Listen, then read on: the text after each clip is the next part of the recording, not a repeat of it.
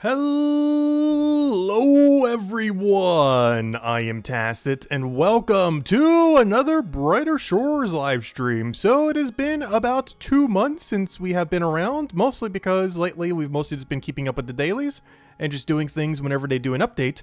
The problem is they haven't really been updating, mostly because their pivot has gone to a pivot into a pivot into the pivot's pivot, like we were when we were skilling earlier. However, they have finally gotten to a conclusive pivot of the project Milestone. So aside from working on some quests in the background, which we're still working on, still waiting on that 3-star Hopeport and 6-star Mines of Matubin. But beyond that, we have gotten, as of yesterday, their plans for Project Milestone. This is a very big plan of a lot of big features that they want to try rolling out in the somewhat near future. So much so, they're actually putting Chapter 5 on hold in order to prioritize getting all of these things done. So the first one that we've actually been seeing some things over the last few weeks is the Botanist. This includes improved Forager. Basically, it's going to be almost like a, I don't know, almost like a farming kind of thing.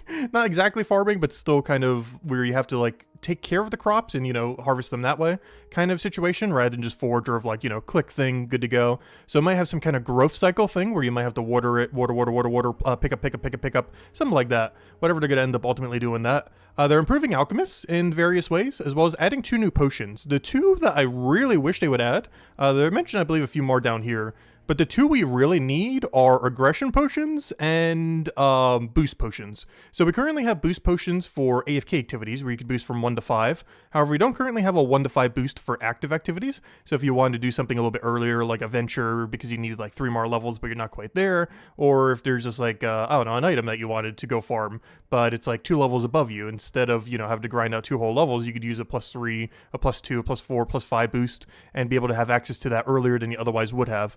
The other potion I'm really hoping for is an aggression potion, an AFK potion effectively.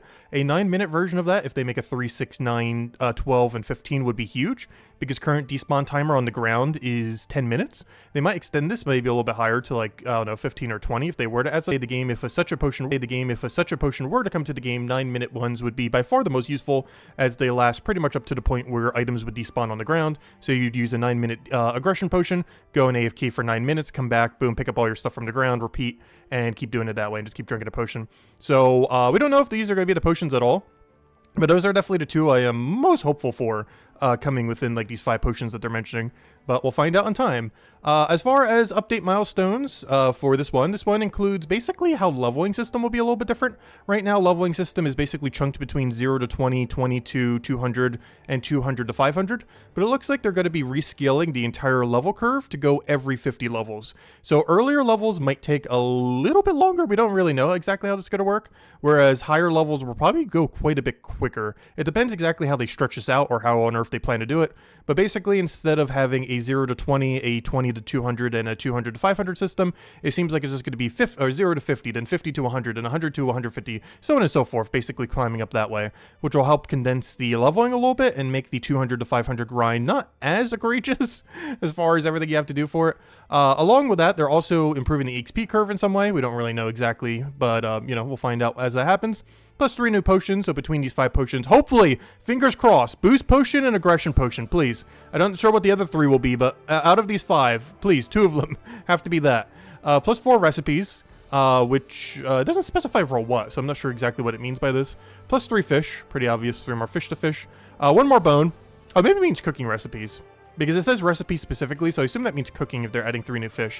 So this is probably 4 new cooking recipes. It just simply says recipes. 3 new fish, which will probably go with those 4 new recipes. 1 new bone, so some kind of new armor for bone, right? Or something there, or weapon, I mean. Plus 4 trees. They are reworking the trees quite a bit in Hope Forest. I believe they're trying to divide all the AFK trees and the non-AFK trees. So they're doing something like that. Probably also make the place look a lot more lively visually and everything. 2 more new planks, which will go with those trees. 1 new metal, so new ore to go mine. And 1 new leather, which will be a little bit weird with how that will fit into Leatherworker, but, you know, another thing to go do. Hopefully it fits in nicely. That also probably means they're retweaking Leatherworker again. I mean, Merchant again. Merchant got a little bit tweaked when they added, like, 3 new AFK activities, or whatever they end up doing with that. So now that's probably going to get stretched a little bit again, because they're going to have to add another leather to each one of the tiers.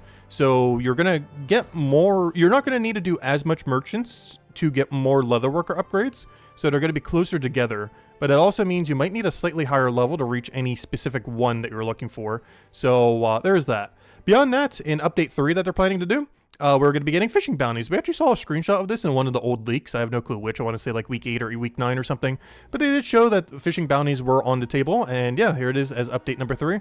Fishing bounties is pretty much exactly what it sounds like. You know, bounties for fishing, where you're going to have to go and catch a specific fish, probably bring it back, assumably turning it in and then getting paid and getting your XP for it. This is pretty nice because honestly, by the time this update comes in, hopefully in about a month or so or two, whenever it's coming in, it's probably around the time where my venture fishing needs to go back to active fishing. So we'll be at pretty much the exact fishing level where this will be really good to go do again. So that works out perfectly for us. But a little bit later down here, I believe right over there. But they're going to be adding bounties to pretty much every single profession in the game. This is something I was hoping for when the game first came out, and they're actually finally doing it. There's 2 big things that they're actually doing that I was really hoping they would do at the beginning of the game, but never actually did, like at launch. That was nearly every skill having a bounty system. So combat having basically Slayer, every single skill having, you know, some kind of bounty thing where you can go do tasks for it. Kind of like how Chef is, kind of like how Detective is, kind of like how Merchant is. Overall, I would say Merchants has probably done it the best overall, but it'll be interesting to see how they end up incorporating it into every other skill into the game. But this was one thing I was hoping before the game launched that didn't end up happening. The other one was they've done a lot of really good mini games in the past. Actually, I still have my account AFK in one, by the way, because I needed something super AFK for this stream. We're back to Castle Wars. We have more tickets than we ever know what to do with. Also, the hardcore is still not dead, by the way. We'll be doing that tomorrow when Voldemort comes out, probably for a couple days. But yeah, we still have the max hardcore alive, but we're currently AFK in Castle Wars, which is one of the first minigames they ever added back in around 2004 or so to Old School RuneScape. So they've done a lot of really good minigames over the years. Some of the other ones that are pretty Barbarian Assault, Stealing Creations, Fist of Gothics, not all in Old School RuneScape, unfortunately, but back in the Gower years, those were some of the probably bigger ones overall that were pretty nice. And I was really hoping that when Brighter Shores launched that there was going to be a bunch of minigames with it, and they are actually finally doing it. We were getting a ton of minigames, but let me go back because I kind of skipped one. So they're adding dungeons in Update 4. What exactly this will entail, we don't really know. As far as Gower years during Old School RuneScape, God Wars dungeon is probably the most notorious dungeon they ever added during that time. Technically, the dungeoneering skill several years later was also pretty big in that regard. That was pretty much the last thing the Gower brothers did while still working at Jagex. So those are probably the 2 biggest examples that we have. God Wars Dungeon and dungeoneering. God Wars Dungeon is still pretty relevant to Old School RuneScape to this day, as far as establishing a bunch of lore, the content in it, and overall just being pretty decent mid-game content. Obviously, at the time, it was added as end-game content, but now it's pretty much, if you're definitively farming that place, you're pretty much in mid-game at that point.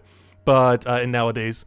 But overall, I'm curious to see exactly what this will end up entailing. Maybe it'll end up incorporating the shrine that's in Chapter 1, as that's a pretty nice location to go and end up doing. Maybe you can go deeper floors based on what your foraging level is, as foraging kind of needs a little bit of a buff, so that'd be a nice way to end up doing it. Or you probably only need like 200-ish to be able to go pretty deep in it, but you know, if you have higher, you might be able to reach some further floors, further loot.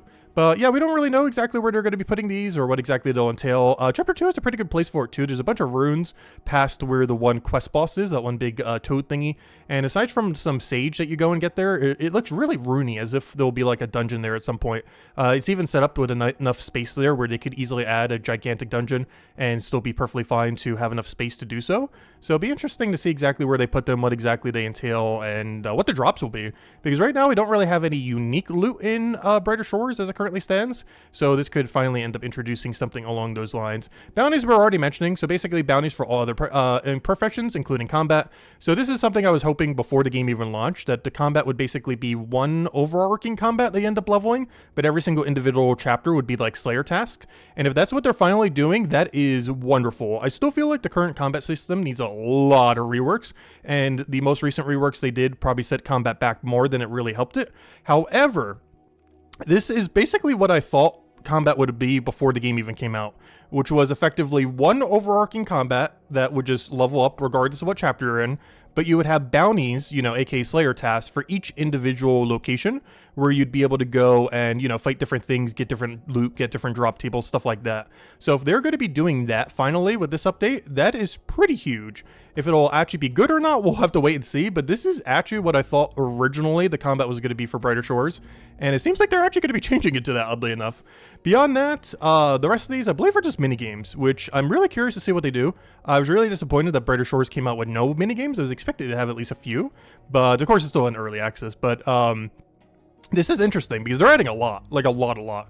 We're getting a detective smugglers minigame, a merchant warehouse minigame, a leather worker, oh yeah, this is adventure, but a detective prison minigame, a leather worker banner making thing, a merchant empire minigame, a mining minigame, and a minigame for all 3 of the crafting skills, which I'm curious to see what they do with this, because the earliest minigame they ever added for a similar mechanic in their previous MMO was Blast Furnace. And Blast Furnace was basically a thing where you spend X amount of gold per hour in order to expedite these crafting skills by a lot. And I mean a lot. We're talking like absurd rate of increase.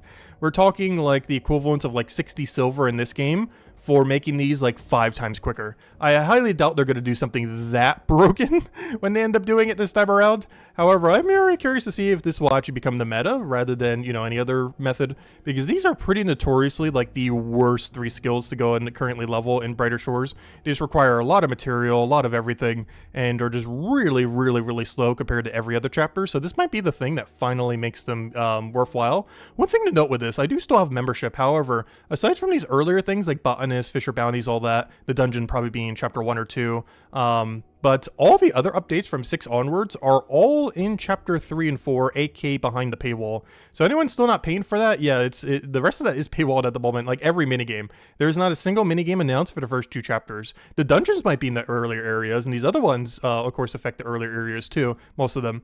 However, everything over here is just affecting the paid content as it currently stands. But yeah, that's everything they're currently planning. And a few quests here and there, which hopefully they'll have soon. But anyway, so what's today's plan? As far as our current progress, we still have been playing daily for Brighter Shores. And main account is currently at 4,606. The 2 alts are at level 950, almost at their 1,000 milestone.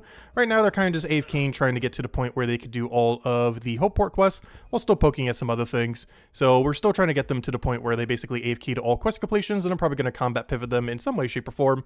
But I'm trying to get them their crafting skills up, because even though I probably plan to enable trading on them, there might be things that you can only end up crafting yourself that I still want to make sure we end up getting for them. So it's really important that we still end up getting up their crafting abilities, especially they're going to need it for quests or anything as well. And because trading, not much of a player base right now to even trade with, you know, still be able to make your own stuff, you know, Guardian having Bone Right, Hammer Mage having Stone Mason, still pretty important. Obviously, our main account's kind of doing all of them. Actually, we're pretty much evenly spread with all 3 on the main account once we go and show that real quick. But on the other account, this one's a little bit closer to be able to go and do all quests, or at least all of the Hopeport quests. We're still missing a few for the other requirements, but we are decently close. The only thing it's missing right now is Forager. I think you need like 68 Forager for the other quests. But otherwise, it's completely finished all the new ones that came out in Chapter 1. Then we just have to go for the backlog of the other ones we still got to go do, of the Forgotten Things and Battle of Fortune Hold, because Lost and Found was something they rushed pretty early on. Oh, wait. Does it actually tell you what your requirements are? Nice! I forgot. They added this in the update. You can hover a quest, and it tells you what the requirement thing is. Interesting. Okay, that's nice. It's weird that it's showing like a level range, though. I guess that's like where it'd be optimal to go do it for. Why is it saying 60? That's weird. It's doing a wide level range rather than exact value, because this level, exactly what you need for this quest is 68 Forager and 66 Fishing. But it's showing it as like a level range rather than like a, hey, this is the exact number you need, which is a little bit weird. Like for this quest, you need, what, 55 Merchant and 50 Leatherworker? But just shows 50 to 59 and 50 to 59. But that's better than nothing, at least. Gives you a general idea of like, hey, you need around this level to go do it. A little bit weird that doesn't have the exact number, though. Anyways, let's go to the main account. We're going to be on it most of the time today. Figured we do a little bit of farming. Probably talk about the milestone stuff maybe a little bit more as we kind of go through everything as well. But our main game plan with this account right now is, you kind of see it in our inventory right now. Hope Forest. Actually, let me go get my potions. I don't think I have my potions set up. I was just messing around with it a little bit, but I didn't actually have my boost potions ready to go. But, yeah, we're going to be focusing on Hope Forest a little bit. The main reason for this is, as we went over in Project Milestone, the first thing they're pretty much planning to do is the botanist changes, which we don't exactly know how much that will improve or skimmy up or exactly shift around the gathering meta. But all I know is I currently need clovers to go and train alchemy at my current level range. And I want to go get my clovers now so that we can go have it. As this potion that we're going to be making is the best Crown Knight potion as far as currently in the game for combat. So I want to have access to be able to go and make those. And I have very few clovers. So I want to make sure we go get more of those. And it's pretty much the game plan today. While getting the rest of our skilling debt done, because I still have a little bit of debt to our skill points. I think we're missing like 7 right now. 6, 7, somewhere around there. So that's going to be pretty much our game plan for today, is to go get those levels that we are currently missing. And move that off, move that back to backpack, put all this over in here, and yeah, let's get this going. I don't think I'm going to bother using fear. There's a little bit of an area where you have to go for. They also added a really nice Chronopolis bank as well, going to Chronopolis, but this one is so close to a bank that it's not really worth using the Chronopolis one, unfortunately. But you do use it for quite a few other skilling activities. But this is one of them, just so close to a bank where it's better just to go through this room. It's not that big a deal. You can still aggro skip. They haven't removed that from the game or anything, so you can still do features like that in order to go and get that down. Yeah, we're going to mostly be prioritizing Clovers then. Main cycle for Clover these days, until Botanist completely changes how this works. It's basically much the last time, by the way, because by the time we stream again, Botanist patch will probably be out. But this will probably be the last time we're doing normal Gatherer before it becomes Botanist, because that's basically what they're doing. That they're trying to make Gatherer a bit more unique, so they don't have a billion different hand skills. So they're drastically changing what their original plan was for Delver to make it less like Forager and Gatherer, and they're going to be changing Gatherer into Botanist to make it a little bit more unique, which assumably is going to be like watering plants and then harvesting those plants. So it's going to be like a double cycle for gathering. So it's going to be kind of like Forager, but you have to like double up on it, where you probably need to water them initially and then pick them or something like that. Or maybe you'll have a multi-step process. Who knows? We don't really know. We know it incorporates a watering can. So, you know, it'll probably be like water them, then pick them up and wait for their growth cycle. Where you'll water them, they'll probably put them on some kind of timer. And then you just go for the growth cycle and then pick them up as you normally would afterwards. So it'll add like an extra step, but probably compensate you in a bunch of EXP. The only thing I can see being kind of bad about that is even though EXP rates might be up, actual resource rates for them might go down. Because let's say hypothetically that is exactly how they work. If you only get one per harvest rather than multiple per harvest, maybe it will give you 2 or 3, who knows. But if you only get one per harvest, that's going to reduce the amount of resources you get per hour while doing Gatherer, which is a little bit concerning for potion making. Because one thing that was really nice about these is they were actually really good with potent potions. So maybe that's one of the reasons why they were buffing potent potions when they end up doing so a couple months back, is maybe they were planning on these being a little bit harder to obtain. So even more of a reason to kind of get them now rather than later, as there is a good chance these will be harder to obtain potentially in the future, unless they give more than 1 yield with whatever changes they're going to be making. But if it is still 1 yield, you will be getting less of these per hour. However, you'll be getting compensated with more XP, not just from gathering them, but you would also get more XP from the potion making of them. The potion making buff was already implemented, but the gathering rate change has not been changed with the botanist skill yet. So right now it's technically like the golden age to be doing gatherer in that sense, because the rate at which you get resources is not nerfed at all yet, whereas the potent potions is buffed. So if that actually is going to be the case, we don't really know, but that's pretty much my speculation on it. Where it's probably going to be multi-step, but you'll get a way more XP, but that does mean you'll get slightly less yield, unless they make you yield more than 1 per harvest, in which case it'll pretty much be exactly even, because you're doing a 2-step process, and if you're getting 2 loot for it, then it's exactly the rate that it is right now. So we'll just kind of have to wait and see. There's a lot of details we don't really know until it happens, or until they share more details. A lot of it is obviously purely speculative at the moment, but overall, I would say I'm pretty happy with the changes that they're doing. It's probably going to take them like half a year to a year at their current rate to go and get like even half of that done, but I'm really looking forward to it. A lot of interesting things. Not sure if it's really in the short term going to make us play a lot more, but in the long term, I could definitely see it once we start getting a lot of those other features added to the game. In the short term, we're probably going to be going back to Old School RuneScape soon. I do want to go stream that tomorrow when they go release Varlamore Part 3. It's been my favorite region they've ever added to the game, and they're finally doing the final part of that tomorrow. So I figured we'd go farm that on the max hardcore, go do really efficient fletching and a bunch of other stuff. Also adding a few new fun quests and just kind of mess around with everything except the new boss. The new boss is scary. I might eventually do the new boss on stream if it seems like the floor 1 version of it isn't that bad. But it's like an endgame boss that has like 8 different difficulty tiers. And I'm hoping that tier 1 has every drop and is not super annoying. Because one thing they love to do with endgame bosses is just make a mechanic that 1 or 2 shots you, which is really annoying on a 1 life account where you don't want to ever die. So if the first version of the boss can 1 to 2 shot you, I am probably not going to bother touching it. But if it's 3 shot, then it's like, okay, I'll try it. If it's more like Zora level kind of thing, where it's like, it's never going to 1 shot you, it barely can 2 shot you. But if it 3 shots you, then that's your own fault. I'm hoping it's scaled more like that. I'm curious to see what bossing and stuff will be more like in Brighter Shores 2. They mentioned they're adding a dungeon, but we don't really know exactly what that would entail. When we do end up getting that dungeon, we know what they've done in the past, as far as, you know, God Wars Dungeon, Dungeoneering, as we mentioned. However, we don't know what they would currently do in, you know, something like Brighter Shores, especially since this game lacks an identity for unique loot. I assumably would assume that most Tier 5 armor is going to be the more iconic stuff within the game, is probably what they're going for, and because there's currently 0 Tier 5 stuff in the game, we don't really have anything particularly iconic in Brighter Shores as it currently stands. Everything's just the basic Tier 1 to Tier 4, just kind of, you know, newbie gear that you would use as you're progressing through the game. We don't have any, like, the really iconic 5-star stuff that would eventually be the core, you know, loot cycle of the game. So that's something that they are planning on doing, but, you know, none of it is currently in the game, so it's hard to really tell what direction they're planning on doing with it ultimately, as none of it currently exists, and they haven't really been sharing much in that regard info-wise, but, you know, it's kind of just a waiting game at this point. Still been keeping up dailies. Oh yeah, I didn't mention this earlier, but, or made some allude to it. But yeah, we have 300 all crafting skill for Mine to Batubin. I do kind of want to start pivoting to mining a little bit. Main reason for that is, we're at the point where I almost need to stop doing the fishing venture. And to be able to do another venture, I need 380 mining. The other pivot for that is to go do some detective too. I feel like that would take forever though to start getting detective up that high, because I would think I need like 410 detective to go do the next thing. The other problem with detective is it's just a really bad skill. Yeah, 412. So to be able to do the double venture like that, that's pretty high. And they did mention that they're adding one for leather worker venture. However, the problem with that is who knows when that's coming. It was like number 7 on their list. That could be like half a year from now, if not more. So we don't really know, and I can't really depend on it being anytime soon.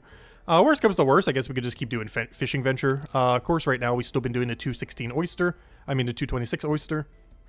And we've been doing that all the way basically to level 300. Almost none of that has been active fishing. That is almost entirely just passive venture fishing all the way over. Because I haven't been doing the AFK activities either. This is just all venture fishing from 226 all the way to 294.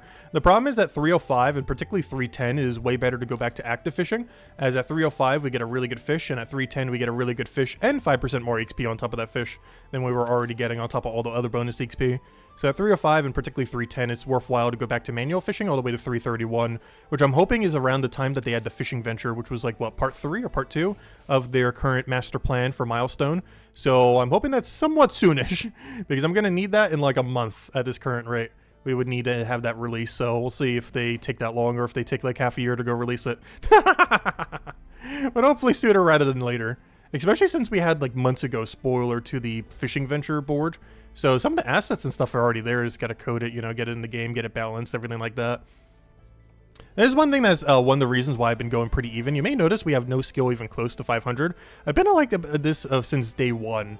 But due to how the EXP curve works and the fact that it eventually caps out, I am very hesitant to ever get a level 500.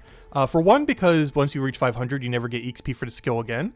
But the other reason being is since it's still in early access and they're going to be overhauling, you know, a lot of EXP systems over and over and over again, I kind of just want to evenly spread so we don't get as hurt by any one change they ever make.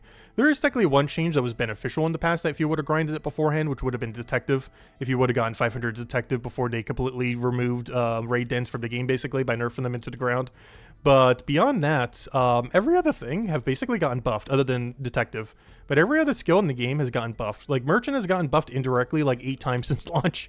Between equipable potions, how they changed up some of the routes, how they changed up some of the XP, the better teleport, everything else. It has just gotten so many buffs. But, yeah, the only one who's really gotten slower is detective. Whereas merchant and alchemy have probably gotten the most amount of increases overall as far as up to this current moment in time.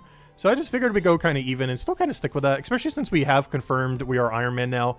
I haven't confirmed it on my other 2 accounts. My other 2 accounts will likely enable trading. The only reason I haven't yet is trading has not released, or it has released, but there's no player base to trade with. We currently have, let's see, what's the damage right now?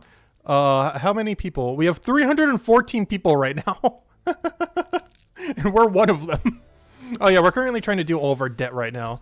I have a little bit of skill point debt, mostly in Mine to Batubin, because I've been doing a lot of AFK Mine to Batubin. It's how we got our 300 all. So I figured our main goal for today is to get the rest of the points we needed, which I think is like 6 more. Which, what is that, like 2-ish hours? I'm not sure if I could do this the whole time, but given that they're doing botanist somewhat soon, I kind of want to be focusing on Gatherer whenever we are actively playing, as this is the last time we ever get to do the Gatherer skill until it gets overhauled to Botanist. And I'm not sure what kind of level shift they're going to do or what they're going to do overall. So it's hard to tell if we really need to be grinding it now, grinding it later, do whatever. But I don't know. We know what the rates are now, so the rates right now are pretty good at this level range, so might as well be doing it while it's good. As if there's any active training we should be doing, it is probably Gather before it changes to Botanist. Not that I think Botanist is going to be worse than Gather, it's just we're at a level range right now where it is really beneficial to do Gather as it currently is. Whereas under the Botanist, shimmying around of all the levels is probably not going to be as good to do at our current level range compared to how amazing it is to do at this exact level range right now.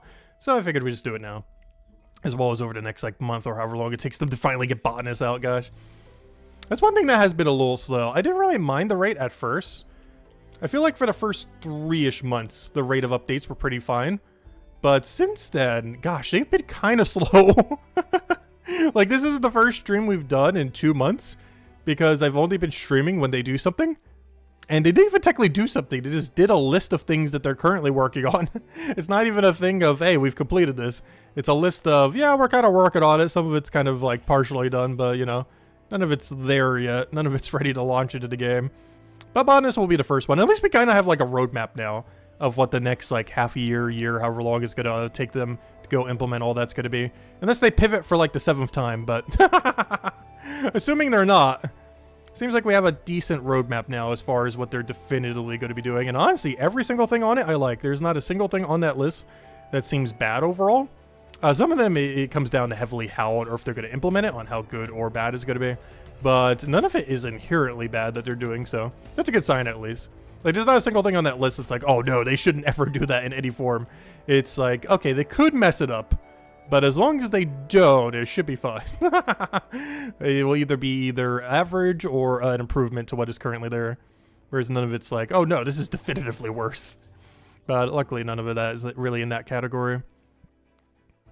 But yeah, one other nice thing about Gatherer is this does feed bone rate weapons. To be able to go feed bone rate weapons up to the level range that I can currently craft, while we don't currently need it for combat because combat's been shifted around a bunch, but whenever we do eventually reach that combat level, I need like 280 Gatherer in the current setup of the game to be able to go do that. How is this going to change after they end up changing things? We have no clue. But as it currently stands, before Gatherer becomes Botanist, we need level 280. Will I need higher? Will I need lower after they shimmy everything around? Who knows? But the current level right now is 280 as far as what we ultimately need for Gatherer down the line. As that's one of the things required for tier 5. And it makes all the good weapons for bone rate, the ones that you would need on every other class in order to go feed weapon upgrades for 4-star. And of course, we still don't have special attacks, which is kind of disappointing. We still don't have special attacks and stuff like that for combat. Still doesn't exist. Oh yeah, I forgot I have to be in combat to show the bar. But yeah, none of that's been implemented. Combat's still really stale at the moment. And the overall changes that they made is still more of a downside than an upside until they implement even more changes. But hopefully there's even more changes, especially once we start getting like Slayer tasks, other things like that will actually be more worthwhile doing. So I'll just kind of have to wait and see on that. Whereas current state just seems so bad to bother engaging with. I kind of want to go do the level 1000 grind, but it's just not worth it until they make additional changes. Also, I do know that we're losing double tile here every time I go here. I probably should be manual clicking. Because every single time I do that, we end up losing our double tile, and it hurts me every time. But it's slightly more AFK, so it's like, I'll do it anyways. But yeah, you have to manually click there to save your double tile. It's the only thing on this cycle where you actually have to click manually. One other thing we could be doing too, I believe there's enough time to grab a tree. I keep just standing there doing nothing. But if you really want to min-max, you can grab this pine tree right here, drop the log, and then move on to your next little thing. You still can't drop while moving, so you just drop it immediately. And this should be spawned by the time we get back, hopefully any second now. Go, go, go. Hello, there you go. But you can grab that log for free. So you potion it between one, and then you grab a free log between the other. It's not that much, but you know, a little bit extra. I'm still hoping whatever changes they make with Botanist end up making it so... Oh wait, we actually have to manual click that one too to gain our one tile. Otherwise we waste a tile when we go to the left. Alright, so we have 2 manual clicks we have to do here. One is for that one, and the other one is for this one. The one in the other room only saves 1 tile, this one saves 2 tiles. So we save 3 tiles per cycle if we do it that way. Though we're kind of just waiting at the end of the cycle, so I'm not sure if saving those tiles is really going to matter ultimately. We're just doing really chill AFK, just click everything in the room kind of system. Yeah, there we go. Plus when we go to bank, obviously it'll be respawned by then in the other room. But yeah, overall, I'm looking forward to Project Milestone. I've seen some people kind of be like kind of against it in the fact that probably the biggest controversial thing with it is they're benching episode 5 for now. The biggest problem with benching episode 5 is the same problem with them benching the combat rework, is that it puts combat in an even worse state than it already was, because there's two things that are making combat really, really, really bad right now, aside from all the billion changes that they made that kind of made it worse. But the two biggest changes, well, I guess technically that is one of the big problems, is the changes that they end up making with it that ended up making it one big skill instead of striping. There's not additional stuff to really work off of that. There's not bosses, there's not dungeons, there's not... there's a lot less variety, because it basically bottlenecks you into only be able to fight like one or two things in the entire game, rather than before where you had 1 to 2 things to fight every single chapter, rather than just in one single area. The other big issue that it has ended up causing is if they delay Armor Maker and special attacks, because we're not getting the Wave 2 with the skill tree and special attacks, we're not getting Armor Maker from Chapter 5, combat just in a really weird state between the 3 factors. The fact that we didn't get Phase 2 of combat rework, which is no special attacks, no skill tree.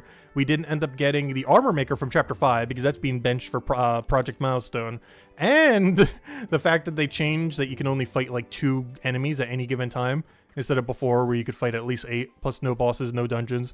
Is this off to combat in like a don't even bother touching it category at the moment, which is very unfortunate, because obviously every single thing in the game pretty much feeds back into combat, especially if they're going to be tweaking Chef a little bit and stuff like that. So pretty much every single thing is just feeding into combat, while having combat in the worst state it has ever been, and probably will be for a few more months at least, before they even touch it again in any way, shape, or form. So that's probably the biggest downside of the Milestone stuff, is they are still just ignoring how horrifically bad combat is, and actively doing nothing about it. There is one thing in there that would kind of change it a little bit, in like the Milestone thing, like the dungeons, and potentially even like the level rescaling. But overall, that's probably not going to be enough compared to all the other things that they've been mentioning that they were going to be doing in a somewhat near future, but are currently benching in favor of other stuff. I don't really mind it as much, because I do kind of prefer the skilling aspects anyways, but obviously, endgame will always end up being more combat-oriented. And the fact that, you know, they're not even touching that at the moment, that's a little bit of a missed opportunity. In the fact that most content, you know, is going to be feeding into it. Like, what are we doing right now? We're grabbing clovers so that we can get alchemy levels, but why are we getting those alchemy levels? We're making potions that give us the best combat upgrade for our class. Like, that's actively what we're doing right now, ultimately. We won't really see the fruition of it anytime soon. But right now, we are doing the process for making the strongest potion for our class in the entire game. As we're Cryonite, so we have really good blue weapons, and this potion is the best blue potion in the entire game, which is what we're feeding into right now by doing exactly what we're doing. But the problem with that is, yeah, what combat are we doing it for? Nothing. We're getting these potions all stacked up and everything. We'll get all the levels for it. We'll get a bunch of XP into alchemy. We'll get a bunch of XP into gather, soon to be, what is it called? A botanist. But, you know, the potions themselves, we're just getting for future content. The content doesn't exist yet. Which has been an issue with a lot of things at Brighter Shores. You're kind of like grinding for the future of the game rather than the current state of the game. Which is a little unfortunate. But it'll be changed in time. I just gotta develop it a lot more. It's one of those games that seemed like after about a year it'd probably be about where it needs to be, but at current rate, give it like 2 or 3 years, I would say. Oh, and I'm still keeping up with dailies and everything. Is by the time it does reach that point, I do want to have a pretty solid account. Because it seems like something that they're going to be working on regardless what the player number is. It could drop like another 50% and they'll probably still be working on it. So as long as it gets to a fun state by the end of it, it doesn't really matter too much. Just kind of grind it on the side up until that point. But yeah, I do plan to do a little bit more old school RuneScape in the near future. We're getting to the point where we're getting like a late game, end game on the max hardcore. One thing I actually want to go stream after we go do all Voldemort stuff, well, other than the new endgame boss. Unless the phase 1 is kind of easy. But I want to go stream Inferno. I have actually not gotten it done on any account ever on Old School RuneScape. It was added as like pretty much the hardest challenge back in the day. Back in like 2017, 2018, whatever it was. And we finally have good enough gear to go attempt it. I mentioned a while back that once we have Armadillo Crossbow from God War's Dungeon and Blowpipe from Zulrah that we'd be able to go and give it an attempt, and that we'd probably be able to do it within 3 tries. So I want to do a stream sometime soon where we do 3 tries and see if that's actually true. If those 2 upgrades were all we needed to be able to do Inferno. Because before we were kind of just gear locked out of it. It's pretty gear checky unless you're like absurdly good at the game. But I think we have average enough skill and decent enough gear now where we could actually try taking it on. So we're going to do that. Maybe this weekend, maybe sometime soon, I'm not sure. Depends how long it takes us to go to all of Varlamore, which is coming out tomorrow. The main thing I really want to do with Varlamore, particularly on day 1, aside from exploring and doing all the quests and everything, is I really want to do the new fletching activity. I really like multi-skilling activities, which is something I wish Brighter Shores would add a little bit more of. It has a little bit of stuff you could do like that. Like, you know, right now we could do wood cutting into gather, soon to be alchemy, or soon to be botanist. But, you know, it doesn't really have, like, true multi-skilling in a sense. The closest thing we ever had to that was raid dens before they got nerfed into the ground, where you're actively training, like, 2 things simultaneously. But it doesn't really have, like, multi-skilling in a sense that you can, like, train skills as you're just moving, as a lot of things are just node-based. So there's not, like, something you can click in your inventory to be gaining XP or anything else like that. Which is something else RuneScape actually does pretty well. Because there are multiple skills that you can just train by just doing something in your inventory to something else in your inventory, while also training whatever you're actively going from node to node on. Which might be something that this game eventually adds, but currently does not have any. It'd be hard for this game to kind of add it because it's so chapter divided. There wouldn't really be any way to add it unless they added like one version of it in every single location, which I highly doubt they would do unless they make like a global skill of something for it, but that would be kind of pointless to do at that point. So hello, Dryadson. Welcome. You poured a lot of hours into the game and stopped playing because you wanted a little more AFK. Yeah, that's one thing Brighter Shores, I was really unfortunate that they did with raid dens, is they end up hurting the AFK time for this game tremendously. Raid dens were pretty much like the best AFK activity to do in the entire game, and then they nerfed them into the ground to be nearly useless. I really wish there was more active AFK. I wish Old School RuneScape had more active AFK. Like, I'm having to do something that's like 20-minute AFK because I don't want to go do the other ones because they're not AFK enough. But both Old School RuneScape and Brighter Shores needs better AFK things. Luckily, Old School RuneScape's adding one tomorrow, a big crab boss. We don't know the exact AFK time, but it might be around a 10-minute AFK per click, which is not that bad at all. I think you actually have to click twice, but technically 3 if you want to mine the ore or mine this gemstone. But it's only a few clicks every like 10-ish minutes likely. We don't know the exact times, but it seems to be around what it's going to be scaled at. And yeah, I wish both games had more stuff like that, where you just click a few times, you can go away for like 5, 10, 20, 15, whatever minutes. Because I've been having that issue, even with Old School RuneScape, because there's a lot of grinds where I've already like exhausted all the AFK activities, and some of them just aren't AFK enough. Like, I need like 15-minute, 20-minute, 30-minute, and Brighter Shores really needs that. It has a very big lack of things that you can just like mass AFK for long periods of time. Like, the biggest AFK you have in this game right now is like 30 seconds, a minute. Like, that's all you get from Brighter Shores right now. Like, you need a 0 at the end of those numbers, and even then you could go a little bit higher than that. But right now it just doesn't have those kind of activities. It kind of had raid dens in the past, but not only is that only a few minute AFK, but it's also nerfed into the ground as of a couple months ago when they did the combat rework. Yeah, Iron Man I've personally find a lot more fun. It's one of the reasons I ultimately went with Lone Wolf for Brighter Shores, because I knew if I enabled trading, I would regret it. I will be enabling trading most likely on my other 2 accounts. I just haven't confirmed it because I still want to see what the state of the game will be like down the line, so I haven't 100% locked them in on trading. But my game plan is to have this account be the Iron Man, the Lone Wolf, whatever you want to call it, and have the other 2 just have trading enabled in case there's ever features I want to mess around with. Also, so I don't have to spend as much time on them if they just can go get geared off of, you know, just someone in chat, or if we go and trade with whatever resources we have. It's a lot quicker than having to go out of our way to go do like a 10-hour grind to go get gear, when we could probably buy it within like half an hour to an hour on an account that has trading enabled. So that's not really going to be that big a deal then. So I wanted to have it that way just so I don't have to waste as much time on the 2 old accounts, basically, was the game plan there. Whereas we would do everything Iron Man like on this account on the main. It just makes progress feel a lot better. I still wish I had like a hardcore mode or something, but obviously this early on in the game they can't really do something like that. Because hardcore Old School RuneScape has definitely been the most fun I've ever had with RuneScape in the 20 years I've been playing it. And I can't see myself ever doing another game mode. I still haven't even lost the first hardcore yet. But if I ever did, I would have just as much fun doing another one, because there's so much early and mid-game content they've added, even in just the 2 years since I made that hardcore.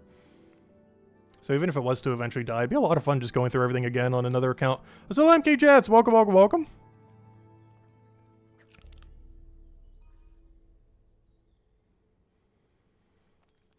But I think it's something more games should really utilize is AFK activities. Like, things that you can kind of do in the background to still get progress in the game, but, you know, not be like the meta for everything. Like, you need to have something absurdly AFK that is still somewhat active, but gives good progress, but isn't so strong that it eclipses ever doing the non-AFK activities. Is a thing that's really hard to balance, but it's something more games really should be implementing. It's just nice just having like a few games that you like in the background, still be able to make progress on them while doing actual stuff, and not need to worry about checking up on them like literally every minute. But not so AFK that it's like the passive activities in this game, where you can literally go away for 24 hours and claim your loot without a single click. Like, that's nice to have, but that's not an AFK activity. That's a daily. That is literally just a daily, not an AFK activity. Same as ventures, but these are meant to be set up as dailies. This is literally like your daily menu. It might as well be called daily menu instead of ventures, because that's exactly what that is. But the way they have passive setup is not an AFK activity. It's a daily, basically. As a lot of them scale to 12 hours or 24 hours. They do not require any clicks or attention at all for that entire duration. You literally log out and your guy keeps doing it. Is that not the same? That's not an AFK activity. Because you're not actually actively playing in any regard. It is nice to have, though. I do actually really enjoy the fact that that's there, because it allows you to get progress on stuff without doing anything. Like, all these levels from, like, 200 to 300, on all of these, except for maybe, like, smithing and a little bit of stonemason, have been almost entirely AFK. Which is kind of crazy. Not on mining, but on, like, these three. Like, 70% of that has been, like, purely AFK, if not more. It's kind of crazy. Like, through the passive activity stuff. But the problem is, if you want to, like, AFK actively, the most AFK these things have is, like, 30 seconds. Which is not great. 30 seconds is not a lot of AFK time. Like, it's better than nothing, but it's pretty short. If they ever had to make all for them, it'd be a little bit better. Stonemason in particular would have, like, almost a 5-minute AFK. Because you can make, like, what, 8 per inventory? 7 per inventory? Because you have, what, 24 inventory, so you could make 8. Which means you could have a 4-minute AFK activity if you ever had to make all for Stonemason. Is that something that only requires 3 material? And with that 3 material, you'd be able to go and make 4 minutes worth of supplies out of your inventory before you'd have to do anything again. Like, that would be nice. Like, that would be an actual, like, solid amount of AFK time. 4-minute AFK, click a few times, then 4-minute AFK it again.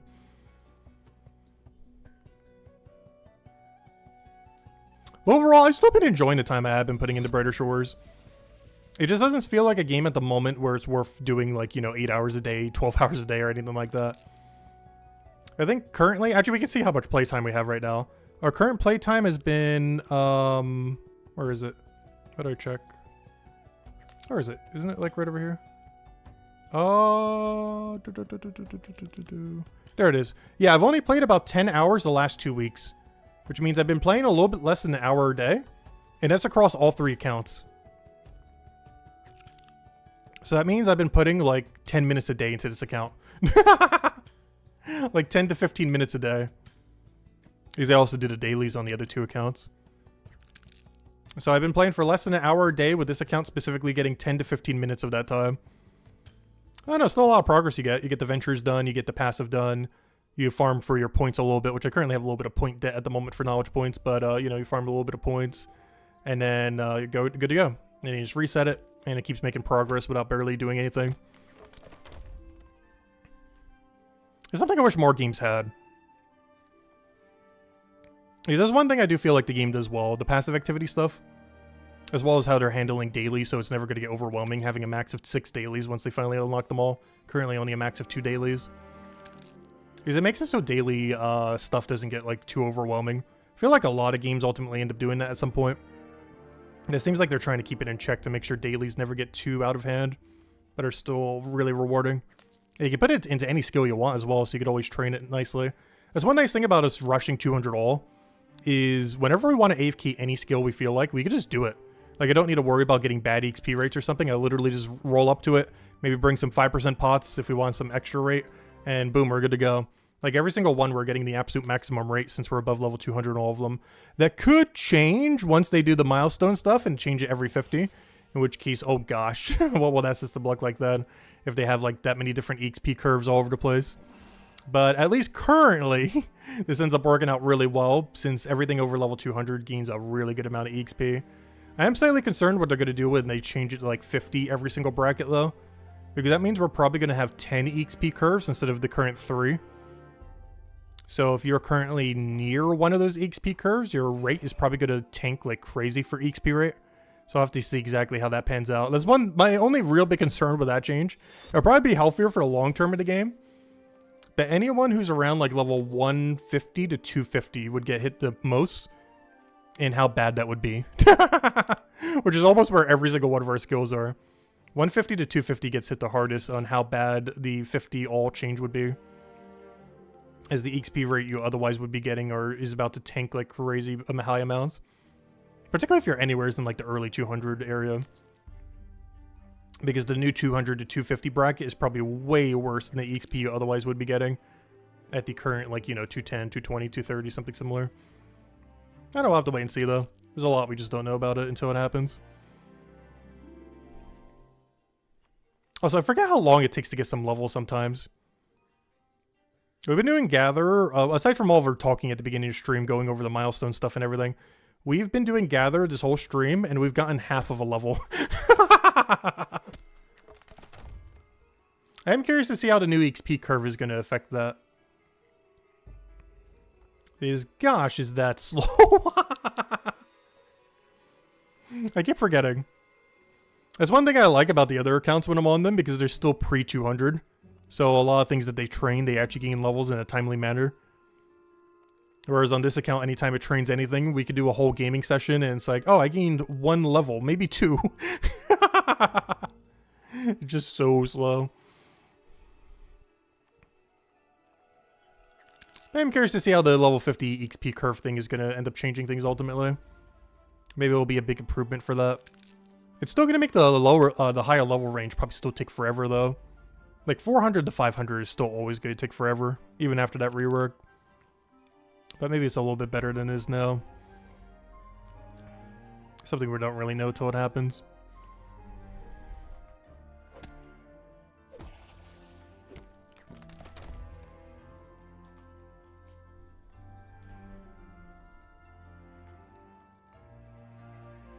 I keep missing all the tiles. It's just so much easier just to skip the 3 tiles.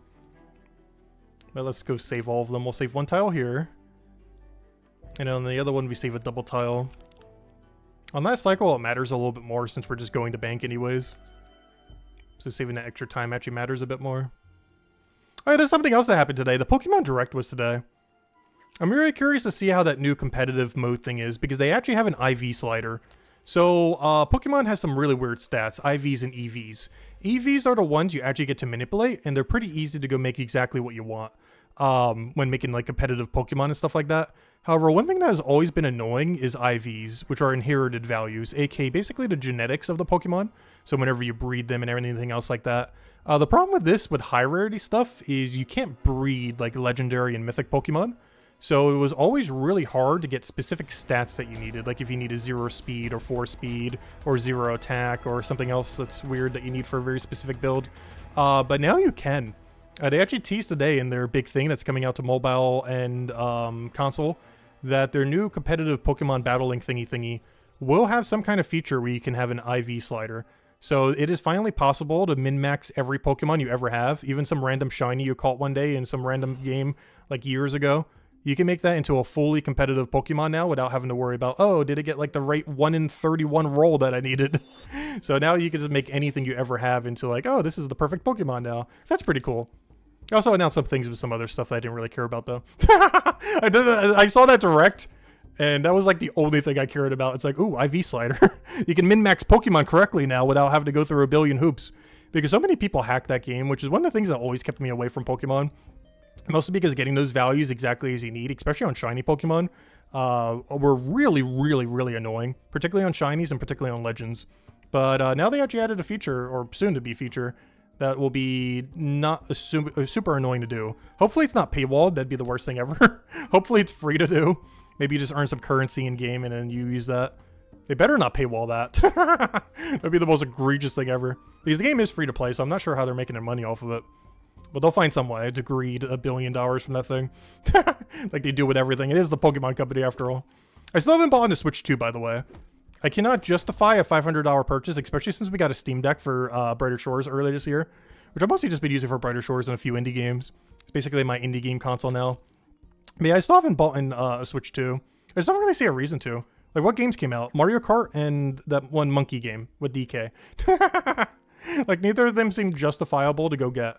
Like, obviously, once I eventually get a Switch 2, I'll try out Mario Kart. The monkey one I won't really bother with, though.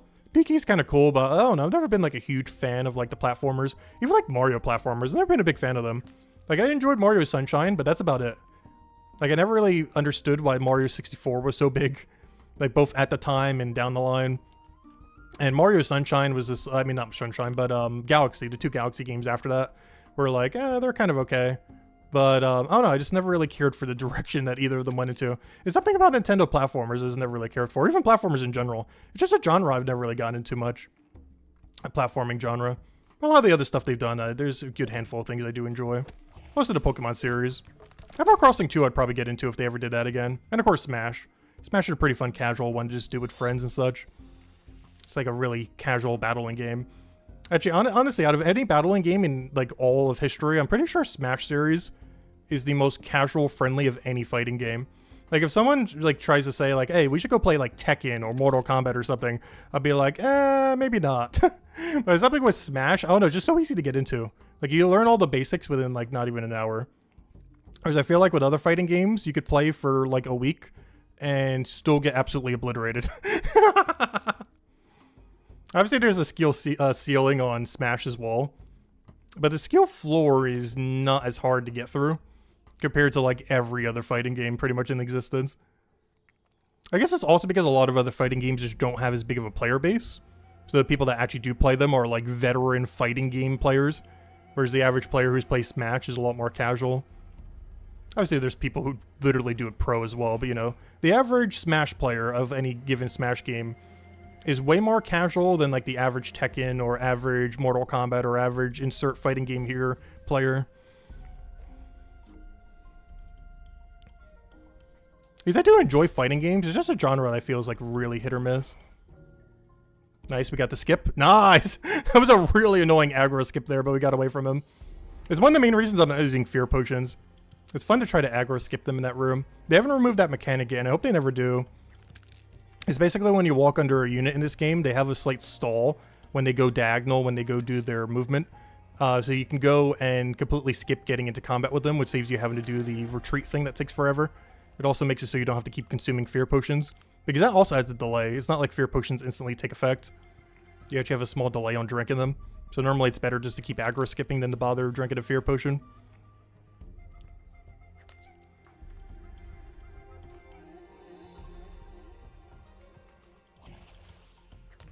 Alright, we're almost at 1 gathering level this stream.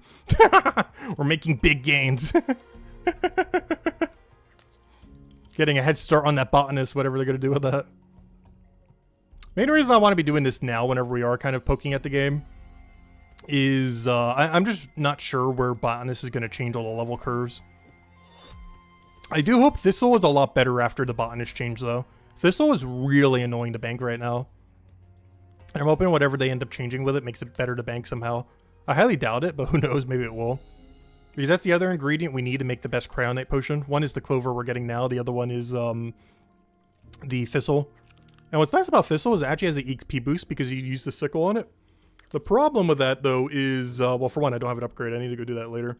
But the other one is, it's just so far from a bank that all the benefit you would have gotten from the extra XP from that, it gets completely wasted because you don't have a tool. Oh, I just realized something. I wonder if Gather is going to be a lot quicker because it's going to start using a watering can. I wonder how many things are going to utilize that watering can. Like, will these clovers and everything? Because that's something I didn't think about that might actually make it better to do it later rather than now. Is, there's currently no tool for a lot of Gatherer. The only ones that have it are a few weird ones, like the Thistle and the Sage. But the only other things that have it are all the bones. So if all of these end up getting a watering can, that's a tool. And tool means EXP bonus. And EXP bonus means quicker EXP than what we're getting now. Oh, okay, maybe we shouldn't be focusing Gather as much. I still want my 1 Gather level today, though. Plus, we still need our points. I refuse to not get a Gather level. We're so close. But we'll get at least 1 Gather level. But I didn't think about that angle, too. it might actually be worthwhile to wait. Because if we're using a tool like a watering can in the future, that means we can upgrade the watering can to give us better EXP. Because right now we're getting 0% EXP. Well, aside from our potion, but you'd always have a potion effect. But our tool is giving us 0% XP because there's no tool associated to what we're doing right now. But if we gotta water the plants and then go harvest the plants, that's a tool, which means we're probably getting XP bonus from that tool. It will also probably be one of the most important tools to go and upgrade. Because assumably you would need to water the leeks, you would need to water the flowers, you need to water pretty much everything else that like isn't covered. Like if we were to go through every single one of these, glow plant, definitely watering can. Dandelion, watering can. Apple, probably watering can. Leek, definitely watering can. Hailberries, probably watering can. Bitterfruit, probably. Chestnut, probably. Tangerfruit, probably. Catkin, probably. Clover, definitely. Leek, definitely. Thistle, definitely. Like there's so many there that you currently don't have a tool EXP for. Like every single thing I just mentioned, there's no tool for them. But every single one of those would then have a tool. If you have to water them and then harvest them and do whatever botanist things you got to do with them. Whatever the whole gameplay loop is. But that's a huge XP increase then. To go from a 0% bonus to something like a tool like this. Where we're getting a 20% bonus at this level range that we're at right now. That is huge. Going from 0% to 20%. That means we'd have to do 20% less of this. Which sounds wonderful. As the grind time is just so absurd. There's one thing I'm really curious to see what the level 50 squishing of all the skills is going to do. Is it going to ultimately make it easier to get a 500? Because the amount of time it takes to get all 500 right now is so long. It is such a behemoth of a number. But something else that's kind of interesting too, is since they're delaying Chapter 5 now for all these milestone stuff, it is actually realistic to get level 500 all. Like level 500 all is something you can actually do now. Not just because some of the changes that they're going to be doing to make some old skills quicker and just, you know, the shimming around of everything. But on top of that, you know, if everything's EXP rate is going to be quicker, more ways to get EXP, everything else. And they're kind of squeezing down the XP curve or whatever they're going to do with it. That actually makes it realistic to go get 500 all. In combination with the delay to Chapter 5. And the fact that Chapter 6 is probably like over a year away at this rate. That is very doable. Actually, how is the closest person going? Is also, by the way, anyone who's actually been watching Brighter Shores stream, is Vorpal still streaming every day? Because that's kind of insane if so. We streamed every day for like 12 hours for the first 2 months. Then like another 8-ish hours every day for up until like the day 100 mark or so. Or like 100, 110. But I think he's been going like every day for forever. I don't think he's stopped yet. The sad part is he's not even number 1 yet. Also, he locked in trading, which is interesting. But, also, look at that disparity. How? How is number 1 1,000 levels over Vorpal? I know Vorpal's not the most efficient player because I've seen him do some stuff that's pretty inefficient at sometimes. When he's been doing his loops and everything. That makes sense with how many hours he's putting in. But how on earth is someone 1,000 levels higher than him? Like, he's not that inefficient. Like, he's wasting some tiles there. Like, I am too right now. Like, I'm wasting 3 tiles every cycle anytime I'm doing this slightly more AFK. Which is wasting, like, what, 1 second every single time I do a cycle? Which is like 3 seconds per inventory. But just because it's lazy clicking and it's just easier to do. But I've seen him do stuff like that, wasting those kind of times. But that's not a big enough amount of time for that guy to be like 1,000 ahead. That is crazy. Oh, it's someone 1,000 above Vorpal. Miles, he has stopped playing too for a little bit. I'm not sure if they're still keeping up with dailies. But they were playing up a lot until pretty much the same point that we both quit. Well, we didn't really quit, but you know. We got to the point where we're just kind of doing dailies. Oh, there was someone else too. Where is, can I see, what's his name? No, I can't anymore. Oh yeah, I think Tryhard Ravi ended up quitting too. Or, you know, at least playing a lot less. But yeah, I can't even see them anymore. Who was his name? I don't remember his name now. He's one of the person who got pretty quick to 200 all. I don't remember his name. Unbi. But yeah, Unbi was, one of the first few, I think, to 200 all. And we're kind of similar at one point, but now he, like, almost stopped even doing dailies, from what I could tell. Because I can't even see him on my chart anymore. Like, it's gone down low enough that I can't even see him here. Well, I guess I could search him directly. How do you search a player again? Compare Unbi. Yeah. He hasn't really been keeping up with dailies, I don't think. I think he would have been over 4,400 by now if he was. But no, I still just been doing that. You know, just poking the game here and there. Still really hopeful for the future. But needs a lot of work before it gets there. Until then, we'll just focus on other games. We'll be doing old school RuneScape quite a bit in the near future, including tomorrow with Voldemort and everything. We'll be doing, still looking forward to Slay the Spire 2. We'll be doing a ton of that when it ends up coming out. Or we'll still be doing Brighter Shores. Until they took the servers online, we will be around. I have not missed a single day since launch. We've still been poking at the game. Just kind of waiting on content at this point. With the next big change being Chapter 2's Botanist rework. Which is one of the reasons I'm getting these clovers now, just in case we're at a level range where I can't grab clovers anymore. Even if we're getting 20% less XP right now, I still need the clovers. At least for current alchemy level. Unless they change alchemy enough that that's not going to be the case. Because right now we're exactly at the range where I would need to make the potion. But that could get shifted around when they add the 3 new potions or whatever they were doing. But didn't they say like 6 or 7 potions? Also, what do you guys think some of the potions will end up being? As I mentioned earlier, the 2 I really want are skill point boost potions. The active ones. Right now we have passive ones, but we don't have active ones currently. Like +1, +2, +3, +4, and +5 boosts. Those would be really useful as an active boost so that you can actually, you know, boost things earlier than your level. Particularly for ventures, but also just for everything. But beyond that, I really want aggro potions. So you could just stand in an area, go AFK for like, you know, 6 minutes, 9 minutes, 12, 15, whatever it is. And then pick up all your loot, and then you're good to go. Instead of having to click on each enemy every single time, it'll just auto-retaliate. Basically how raid dens work, except a potion that makes that doable everywhere. So you can basically make everything into a raid den. Except without detective XP, but you know, as far as the combat XP. You can just make everything into a raid den as long as you have those potions. It's something both RuneScape 3 and Old School RuneScape did. Both after the Andrew Gower years, but I'm really hoping he will implement it. Because fear potions are the exact opposite currently. So it makes sense that he would add the opposite of that potion. Because fear potions make it so enemies don't attack you. But we need aggression potions, or whatever he's going to call them, to make it so enemies do attack you constantly. Instead of going into your invincible state, they would still keep just attacking you over and over and over again.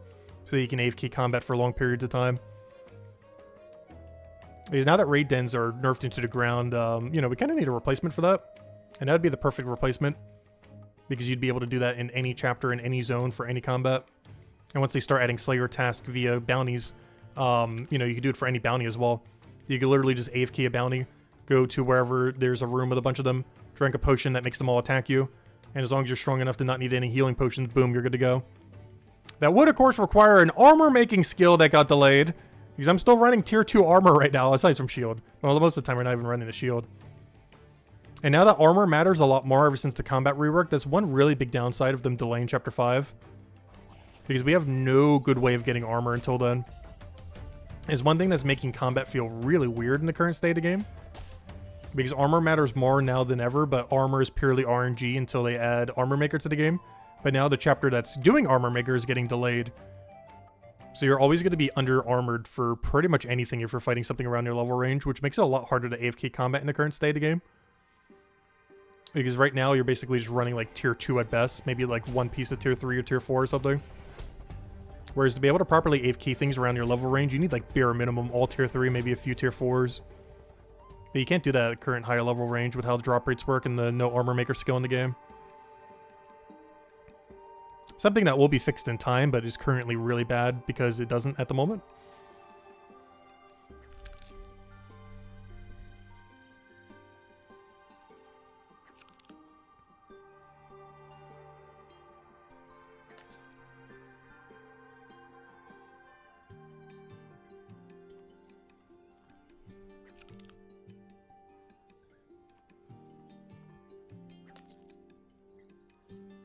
Hey, did I get the daily for today? I did.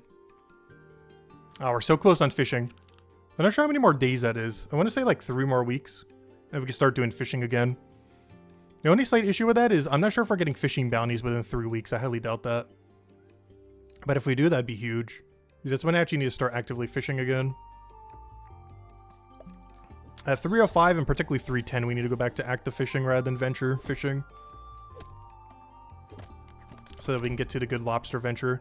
The only big problem with that is I've been enjoying only having to check this once per day. The 24-hour one.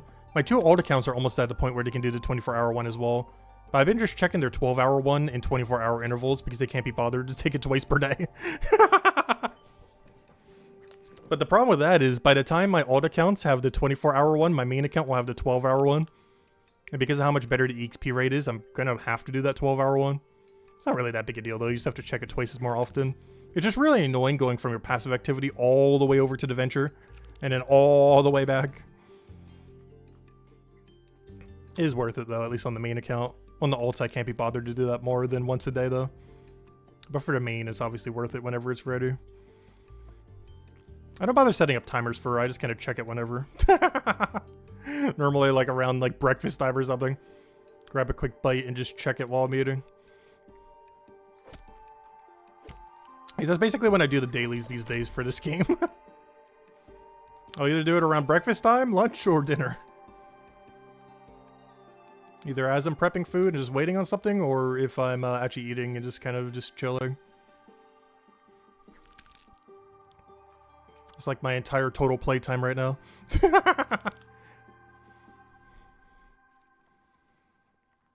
I'm really not sure what I should be focusing on though right now. It's one of those things that with all the changes in the near future, it's kind of hard to tell what to focus on. Like as far as getting skills up. Because right now, obviously, our ventures have been on fishing. And our active playing has kind of been all over the place. I haven't really had any one particular goal. Other than just get numbers up all over the place. The other accounts have had a more solid goal. It's just complete all quests. They have a bit more of a set-in-stone goal. That is more timely for what they need to do. But the main account, I don't know, it's kind of depleted most of the things we need to go do. It's really just kind of just waiting on stuff to happen. Which is what I've been trying to do the last several months. Like, you know, waiting for them to do an update, then we'll go stream it again. It's just they've been doing so little. Please, we need content. Anything. But when Botanist does launch, we'll be doing like a whole day of just Botanist. This is probably the last time you'll ever see us doing Gatherer, which is why I figured we'd do it now. This is probably the last time we do Gatherer as Gatherer rather than Botanist. Hey, Kale's here. Hey, Kale. Welcome, welcome. He exists still. Oh, he said hello. I didn't even see it. I didn't even see the hello. Whoops. Leaving him on red.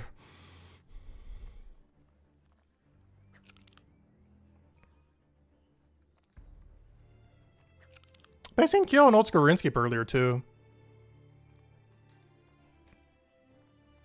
Haven't logged in? Oh, gosh.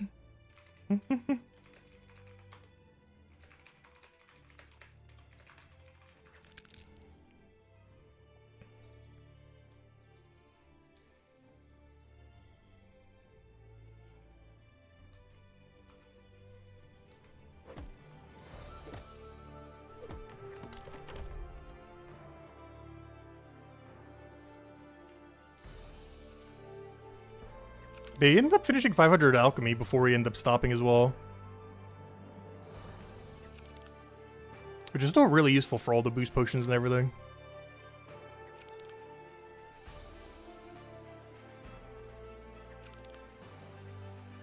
Something I still wish, and why we're actually even gathering these to begin with. I really want some of these other boost potions here. They're just at such a high level range. I'm really curious when they do the level 50 changes to all the skills. And add all the new potions. If it's going to bring some of these XP potions down. Like if they add potions above Stonewall Hill, maybe that will drag all these down a little bit. Because some of the level ranges to get these XP potions for such basic chapters like chapter 2. Like to be able to get anything above a 6% or 7%, you know, like the pre-200 level ones. To be able to get a post-200 potion, just for the chapter we're in right now, of Hope Forest, you need 344 alchemy. That is so high. Like, with my current amount of XP, I'm, like, slightly more than halfway there. Like, barely slightly more than halfway there. We were that far away. Like, it's crazy how much you need just for a basic potion for Chapter 2. So I'm hoping when they add those newer potions that a lot of them are above those XP potions. Where they still have, like, weaker variants, you know, in the pre-200 range or whatever they're going to end up shimmying them around. It's one of the other reasons I kind of want all these clovers, too. Make it a little bit easier to end up getting our alchemy that we need now done. And then whatever shimming they end up doing, we don't really need to worry about it as much because we would have already cleared out our bank and gotten the decent potions we need. Because whenever bosses come out, we're going to be chugging these potions, like the plus 80 cryo. Once combat is actually like fully sorted out and we have bosses worth grinding, we're using one of these every boss kill for the rest of time. So the amount of these things that we're going to be needing is so high. So hopefully they're worth gathering under the new botanist system. Because right now there's not a tier above this one. Like what we're doing now is the highest tier you're ever going to do for this.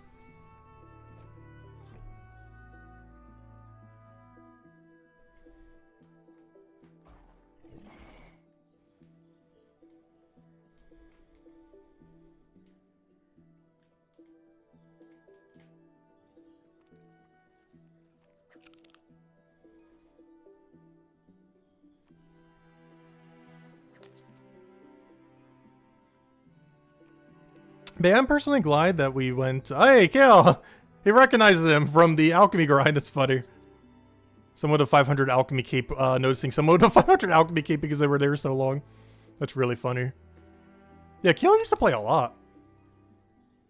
We used to see them every single day when we were on.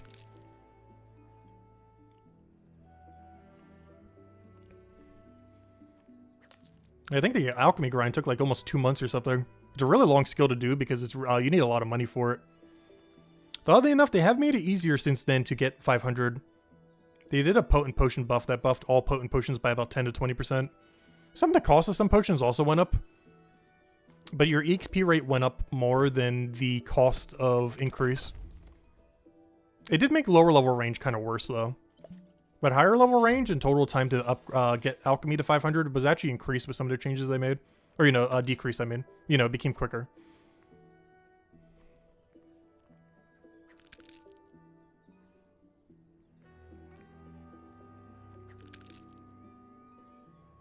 Yep, another one to old school RuneScape. Just something else that's been kind of crazy with old school RuneScape lately. For whatever reason, a bunch of WoW players have gotten tired of playing World of Warcraft and came over to old school RuneScape recently. And now old school RuneScape is just like skyrocketing in players even more than it already has been. But I'll be doing it tomorrow in the next few days. My plan is to try to do everything in the new Varlamore final patch. Mostly the fletching activity is the thing I'm most interested in. Because there's a lot of really min-maxy and tick manipulation stuff and other things that you need all those items for. Like it's really good for min-maxing skilling. But I want to go explore the areas. I want to go do all the quests. I might peek at the new endgame boss. It's really unlikely though since we're on the hardcore. But I do eventually want to get it. There's a lot of good drops I need. And even though the boss might be dangerous, it might actually be safer than the alternatives. Because every alternative to its other drops are kind of scary to go get.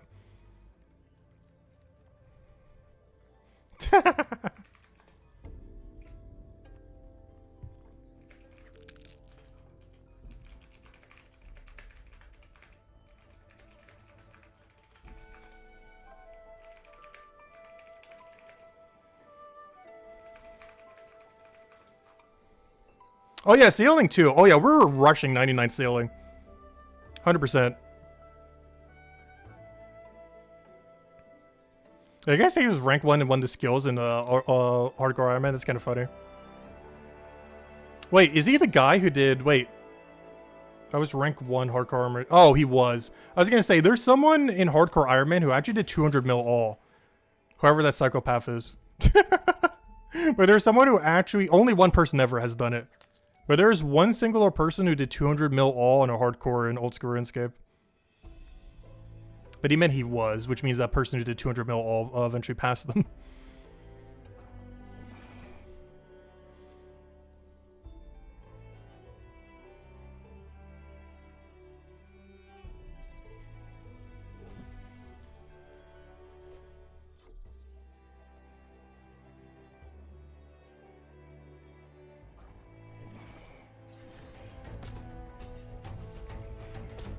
But as far as goals with old school RuneScape, the two main ones I want to do is everything in Varlamore that's coming up literally tomorrow. And I want to go to Inferno finally. So we could stop being a noob skiller hardcore. It could be a slightly less noob skiller hardcore. It's not that I don't do a no bossing on the account. It's definitely been on the lighter side. Mostly because I've never tried it on any other account. because I mostly just always played level 3 skillers and defense pure skillers and stuff like that. Always like the skilling aspect in games like these. But yeah, I do finally take on Inferno. I did a first try in both the last 2 leagues, but that was with like a billion buff and like infinite DPS and a free revive. So it's not quite the same as in the main game. But I'm pretty sure we can get it within a few attempts. I did a few practice runs before the stream, and or you know, before we end up doing like the real run. And the biggest issue that I had was having to constantly change crossbow from long range to not long range. And now that we don't need to do that anymore, we should be good to go. I should also have enough DPS to not get DPS checked, which is the other big concern. But the final boss of Zuck is the only real big concern. Like, the waits to get there and everything else, while really annoying, taking like 2 to 3 hours, is not that big a deal compared to the final fight. It's mostly the final fight. So I want to set up my whole inventory to be ready for it and be good to go from there. I doubt we're going to have any combat like that in Brighter Shores anytime soon, though. I am curious to see what their take on combat is ultimately going to be for Brighter Shores, though. I mentioned it earlier. One of my main goals was to get all of our knowledge point debt cleared. Which means I need 3 more knowledge points to stream. So after we gain our next gatherer level, I'm going to go do something else for the rest of the stream until we get 3 more knowledge points. Because that was like the main goal of this stream, was to clear our knowledge point debt. Something I've been doing off stream, but I figured we'd do some for on stream since it's the last time we either do Gatherer as the Gatherer skill. The next time you see me, this will no longer say Gatherer, but will say Botanist, most likely. And then we'll spend a whole stream doing whatever Botanist is. Check all the changes, whatever else they do around that time. Because that seems to be the next major patch that they're doing, is the Botanist change. And they'll start adding a quest by then.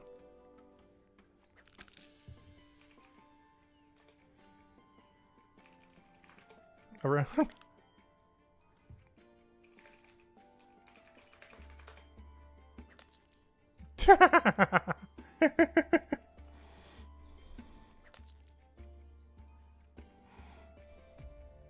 Actually, is there any group content in Varlamore Part 3? I think the only one they did is the AFK crab.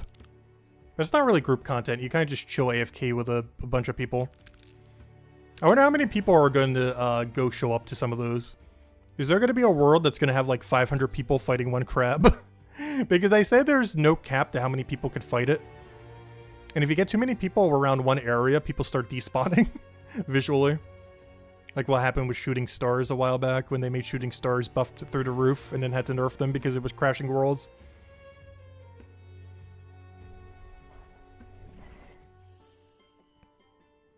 There's one thing I do like about Brighter Shores' rooming system. Is it never really feels lonely regardless what the player base number is.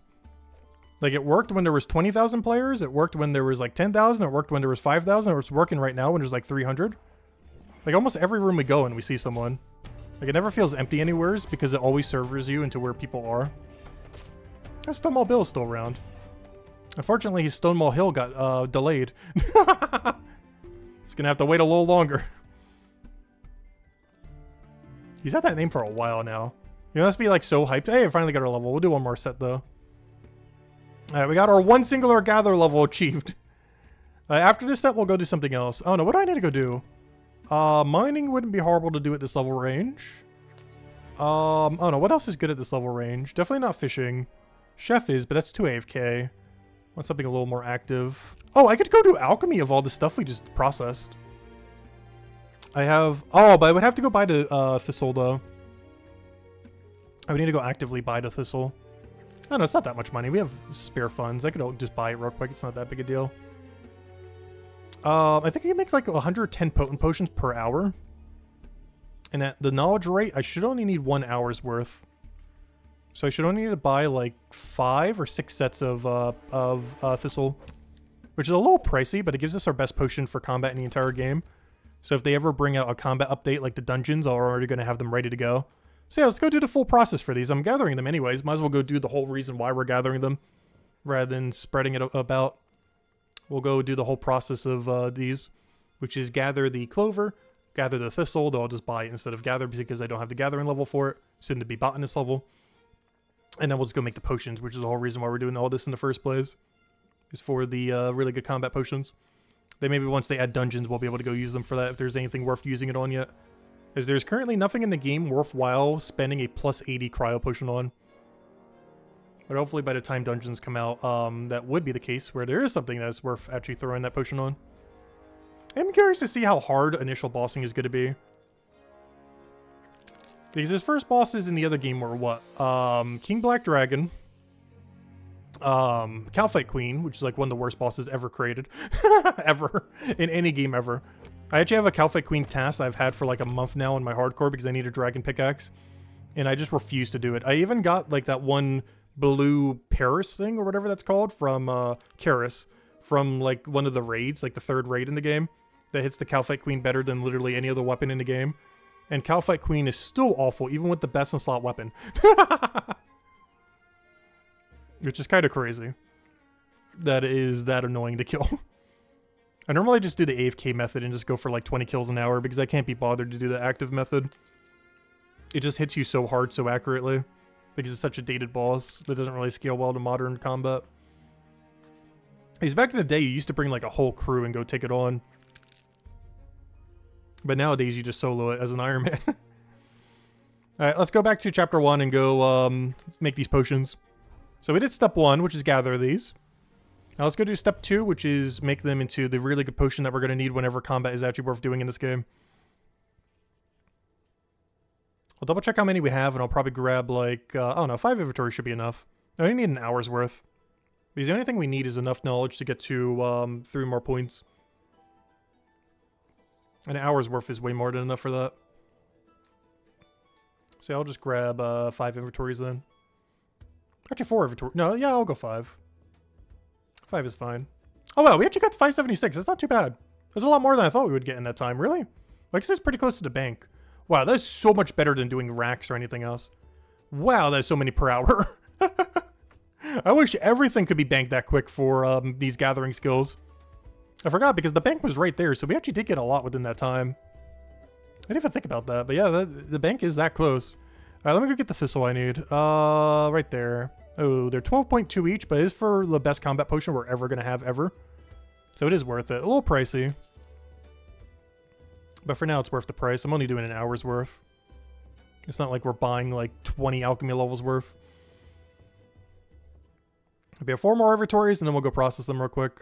Hey, Kale's here as well. Showing off his 500 alchemy keep to everyone trying to train alchemy.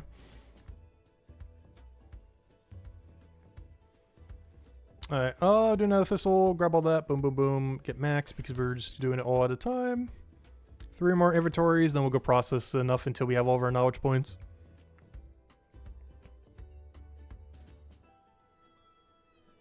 Actually, let's go for 4 inventories for now. I'll go for 2 more then.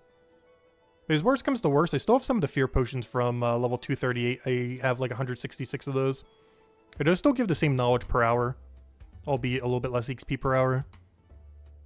Right now, we mostly just need the knowledge anyways. Alright, 1 more inventory after this, and then we'll go start processing in the clovers then. Into the good old potion.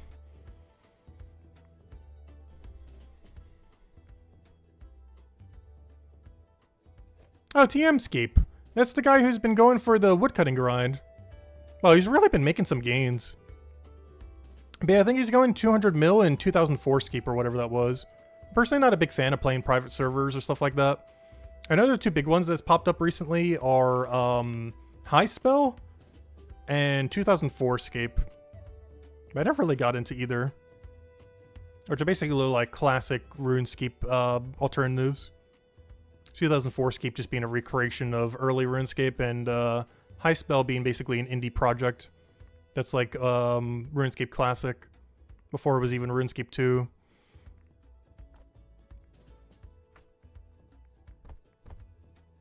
I don't have a potion, do I? I only have 10% right now. Oops, I also somehow only dropped 1. I need to go set my potion to be correct, because 10% is too much. I need a 5%. Or an 8%. 8% honestly wouldn't be horrible.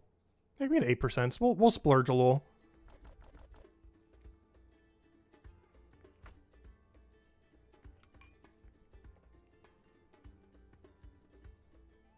Alright, and now we do a 12-12 here. Grab 12 of these, grab 12 of thistle. And you drink the potion. Make sure to grab the 8% and not the 10%. And now we process all 12 of these, drop them on the ground, pick up all 24 of those, make another 12, go to that machine, boom, we're good to go. And we'll gain an alchemy level from all this as well. But the main reason we're doing it for is for the 3 knowledge points we need. You can't find the high scores? Oh no. High scores is underneath the little friend tab thing. It's under leaderboard and then you're there. So what are some of our ranks looking like? We've fallen everywhere. Oh, are there 20 smithers now on top leaderboard? There is. Yeah, every leaderboard has been taken, I think, now, right? Well, aside from total level and stuff like that. Or, like, total for an area. There's just no way I'm going to get that. Maybe with all the Mines of Matubin AFK we've been doing, we're still, like, 200-something levels behind. I don't know, maybe those mini-games will be enough to make it enough. Probably not worth it, though. Though, if you check Iron, I guess we're kind of high in that regard. Oh, there's actually a max iron that already has it all too. Interesting. And then when we drop all this, pick up all this, do that, so we can still use it in the same potion, which is the whole point of doing that, so you can use it all in one potion. And then you boost one more time when you go to the other machine. This gives you a little bit more value from your boost potion. Doesn't make that big a difference. It comes out to almost the same XP per hour. But if you're using a better potion, it gets you a little bit more value. Like if you're using something better than a 5%.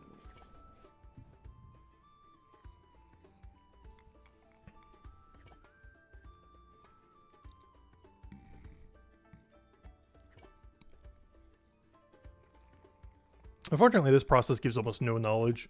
The main knowledge cache-in is when you go over to the machine.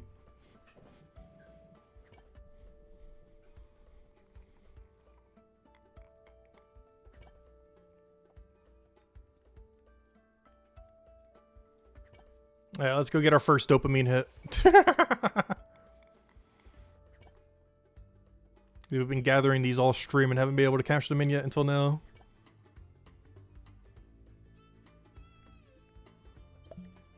Alright, cash in time.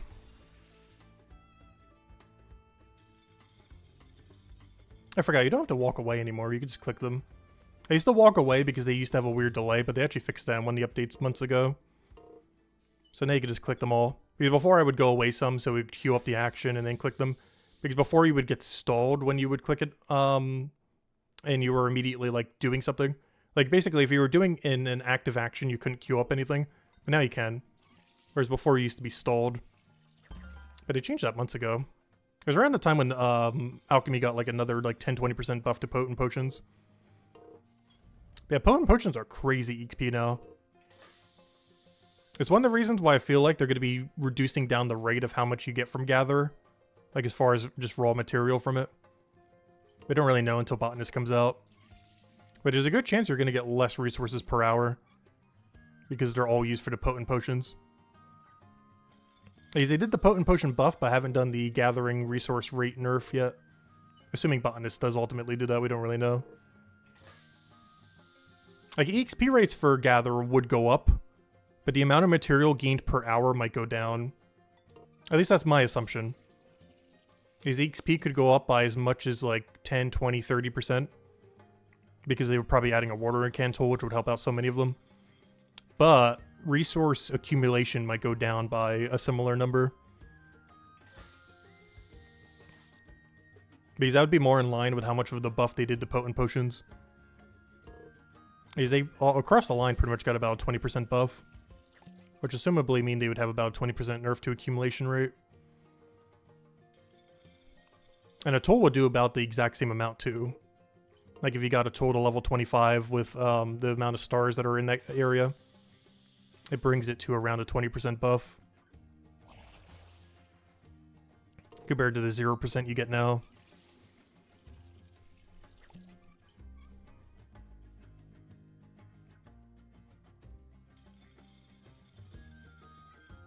That level's about to come in as well. Unfortunately, we don't get another good potion until we can ignore these two. But till level 344. Of course, this could change once they add the 7 new potions or whatever it was. So a lot of these level ranges are probably going to be shifting around constantly. It's one of the reasons I kind of want to make some of these now. In case under the new shimmying around, we can't make these plus 80 potions. I highly doubt that. Because the weakest one is actually a pre-200 potion. So I wouldn't see any reason why they would make this higher. If anything, it would probably get lower with all the other extra potions. But you never know. Hard to know what they're going to do until they actually do it.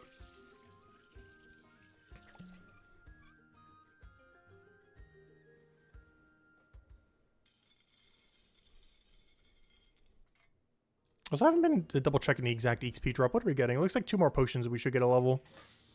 Which will be our 2nd level of this stream. We've been going for almost 2 hours and we gained 2 levels. That sounds about right. Honestly, 1 level per hour is actually pretty good. It's mostly because they were already started, though. His actual rate, like this high up, is like 1 level every 2 hours, pretty much. Instead of 1 per hour. There are a few skills that can do 1 per hour, though, like Merchant. Something I probably should go grind out, but since they're going to be adding minigames and stuff to that anyways, I don't know, it just doesn't seem worth doing it that way. When we're already going to need to farm the minigame anyways. That's how I've been handling a lot of stuff on the hardcore and old school RuneScape too. It's like, hey, if a minigame's going to be coming out for it anyways, why bother, you know, doing it a different way until you've actually gotten everything from the minigame? Like the new fletching minigame that's coming out tomorrow. Like, no point in trying to get 200 mil max XP or something, or the equivalent of 500 in this game. If they're just going to add a minigame that's going to make it like 50% quicker and give you rewards. And unique items and whatever else it gives. It's one of the reasons I've been really hesitant to ever get 500 in any skill. As ultimately, they will get quicker over time. There have been some exceptions to that, detective. But generally speaking, every skill will get quicker rather than slower to train over time.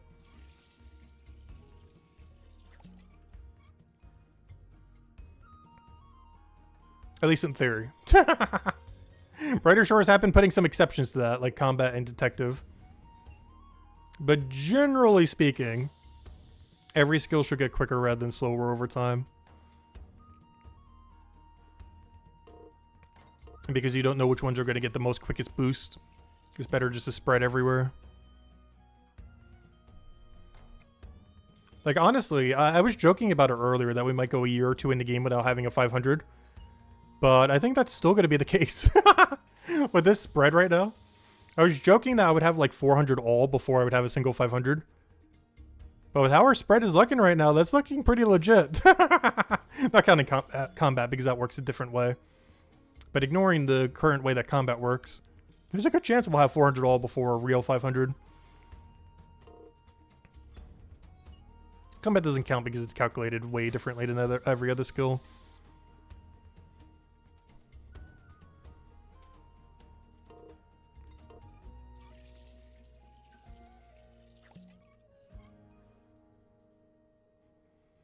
Oh, we're about to get our next knowledge point too. Oh, I need 2 more of those, and that's the main goal of this stream. Get 2 more knowledge points and finish our knowledge point debt.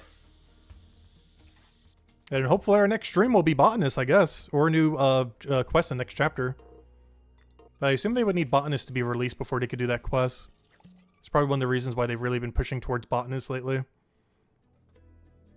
As they might literally have to release Botanist before they can release the next quest that's coming to Hope Forest. Whatever the level requirement is, we are ready. Though the alt accounts are not. My 2 alt accounts are at like 20, 20, 30 something. Like they haven't even started Gatherer or Woodcutter yet. Aside from the tutorial levels.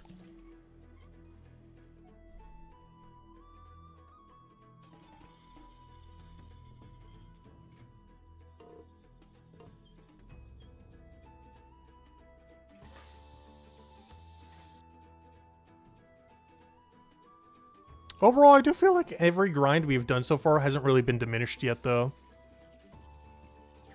As far as changes that they made. They've definitely made a couple questionable ones here and there.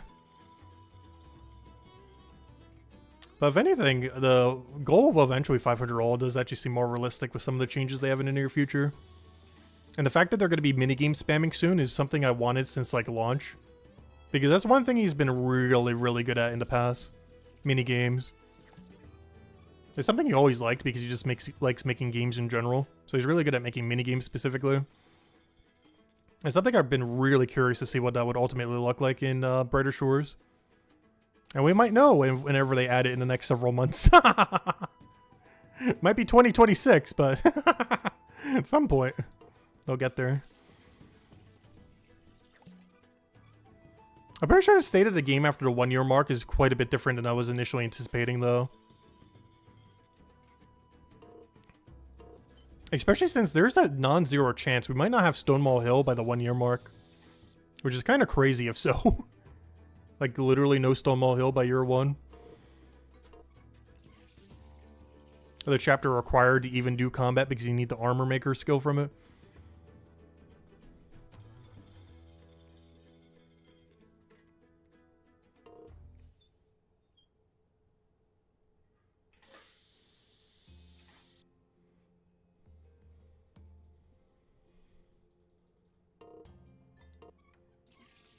I'll catch you later, Chad. Have a good time. Catch you later.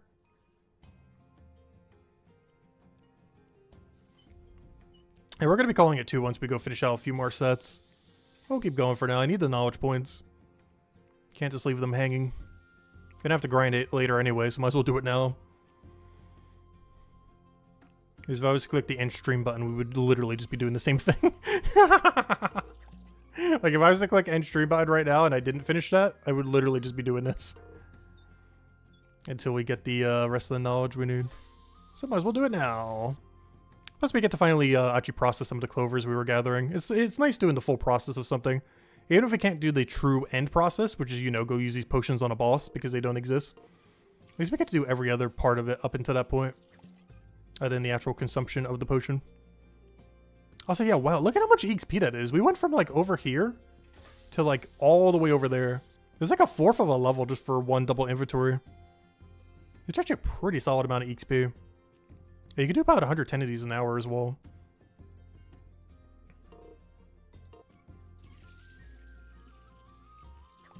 Yeah, there we go. Yep, 2 more knowledge points. We're almost there. Let's keep going. Till we get it. In you go. Over here we grab whatever. Give me 12 of these. Nope, not what I wanted. 12 of those. Boom, boom. Drop it here because it saves 1 tile. Grab it again so we can get the full value from a potion. Which these things were closer together though. They're like a mile apart from each other. Grab an 8% pot. Don't accidentally drink the 10%. Then we process these 12, drop them on the ground, grab all that, do those 12, pick them all up, go to the machine, repeat the process. I think we only have to do that like 2 or 3 more times until we have enough knowledge. Because each one of these is giving about 3.5 knowledge points, I think. You get like 3 from that and then like a half or so from this or whatever it comes out to.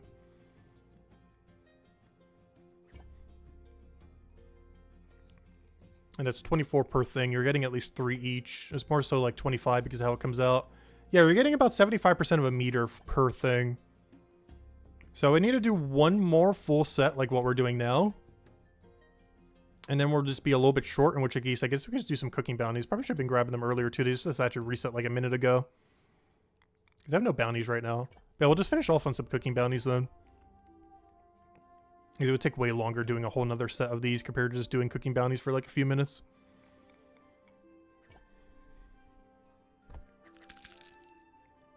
So we'll do this inventory and then 1 more inventory, and then yeah, we pretty much should be there then. If we should be like 20-30% short, and we'll just do it all for chef. Do like 1 inventory of chef and whatever bounties are on the board. There's 1 hourly I haven't been keeping up with at all, is the bounty board. I am really hoping that all bounty boards in the game are more like the detective and merchant bounty boards, where they reset every 2 minutes. I really hope that when they start bounty boarding, spamming every single skill in the game, that they are not like chef. It's fine if a few of them are like chef, but chef being an hourly is a very bad idea to create a lot of them. You can have a few, but don't overdo it. Because that'd be really bad if they go like 5, 10 different ones that are like all hourlies. It's like, oh, did you check your cooking bounty board and your smithing bounty board and your leatherworker bounty board and your other thing bounty board? And, you know, it just becomes way too much. Like your hourlies would end up taking like half an hour. Because the worst thing you could ever do to a game is have an hourly system or something similar, where you're literally just doing those hourlies or similar mechanic, and then by the time you finish those hourlies, it's time to do your hourlies again. That is the worst system you could ever make in any game. I highly doubt they're going to do that. But let's hope they don't. As long as they're like detective and merchant bounty boards, you should be fine. Or you can only ever have one of them at a time and they reset every 2 minutes. Or you can have multiple of them, but they reset every 2 minutes, so it doesn't really matter as much. You just gotta really try not to make more like Chef. It's fine to have a few like that, just don't overdo it. I'm not sure what the other skill would be if you were to do another one like that. I guess maybe Carpenter? Wouldn't be like the worst thing in the world if they made it like Chef. Just because it's one of the more, I wouldn't say prestigious 500s to get. But in the sense that it's more difficult, I wouldn't be surprised if Carpenter got it as well. To make these uniform, they definitely would not need to make it like that. Like, if Chef, Carpenter, and Leatherworker got it in hourly, and those were the only 3 in the current state of the game that got it, that would probably be fine. Because they're the processing skills that are harder to do anyways. I mean, not harder is the right term, but, you know, they're a processing skill that are kind of like an end result kind of thing. Or like the thing that feeds into another thing. Like, not even necessarily the end result, but something that feeds into something else. Cooking because it feeds you food that will hopefully be usable one day. Carpenter because it feeds you your weapon supplies. Leatherworker because it feeds you your armor making supplies. So if these 3 specifically got an hourly and only those 3, it would be okay. But that'd be like the max limit they could do. It would have to be like 3 or 4 years before they would add a 4th one. Otherwise you'd be pushing it. But if Chef, Carpenter, and Leatherworker were the only 3 hourlies and everything else was 2-minutely, or, you know, just always reset just constantly, in which case it's not anything. You don't ever have to check them because they reset quick enough that it wouldn't matter. But as long as Chef, Carpenter, and Leatherworker are the only ones to become an hourly, you should be fine. Either that many or less. Anything more than that would be overdoing it.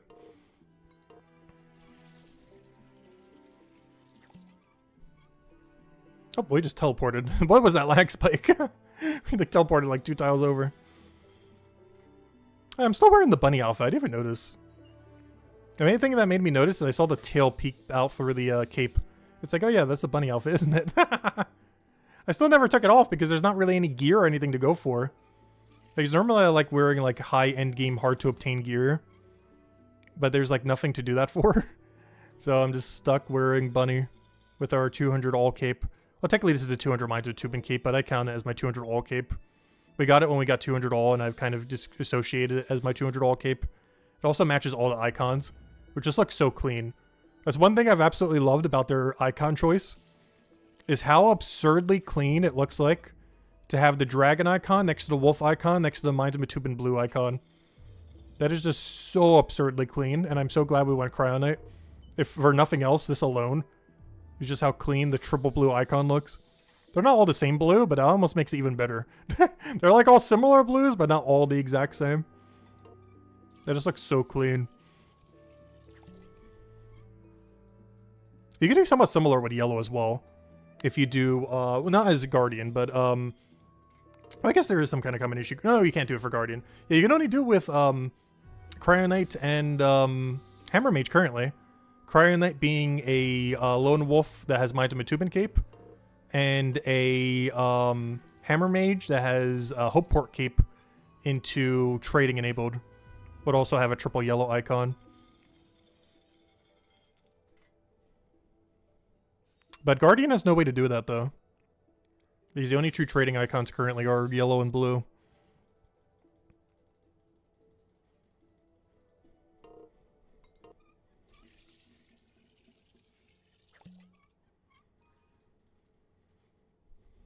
And technically our Hammer Mage will have that. Though it'll have the really wimpy 50 all one if I wanted to wear it. Because I am likely enabling trading on it. I still haven't yet. Like pulled the button to go and 100% lock it in. But realistically the plan is the main account stays as Iron Man. And the 2 alt accounts enable trading so we don't have to spend as much time on them. So if we ever need to get geared up for a dungeon, get geared up for a raid, it'd be a lot easier to do. Because we could just trade in the market, will be a lot cheaper than getting it ourselves. But our main account will always do things the Iron Man way, because we're going to anyways pretty much, so might as well lock it in.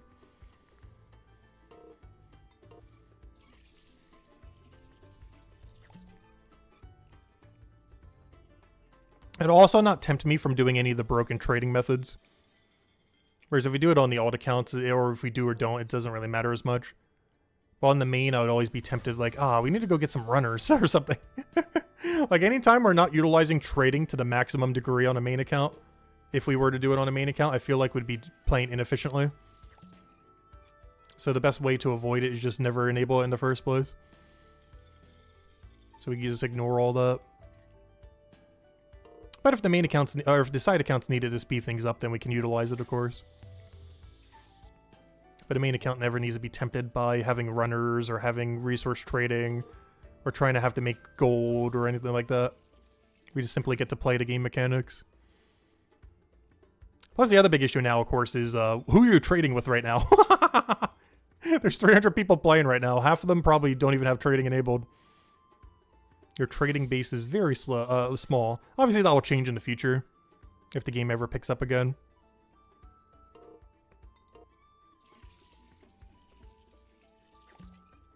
But given that there's not an auction house or something similar mechanic, or Grand Exchange or anything, it's kind of hard to trade. Like, you basically have to use third-party websites to even trade in this game currently. Or so I've heard. I haven't actually tried yet.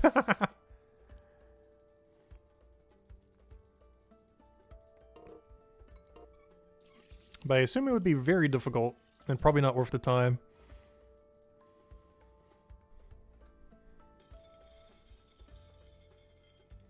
Alright, we're almost at our other knowledge point. I only need one more then.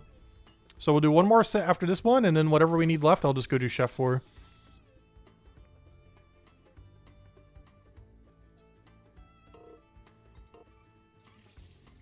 But yeah, these potions, we're going to be really grateful we've made these one day. We'll look back on this stream, it's like, oh, I'm so glad I got like that 500 something clover and everything else. Plus we'll need to get more of them later too, but we will eventually someday need this potion for some boss.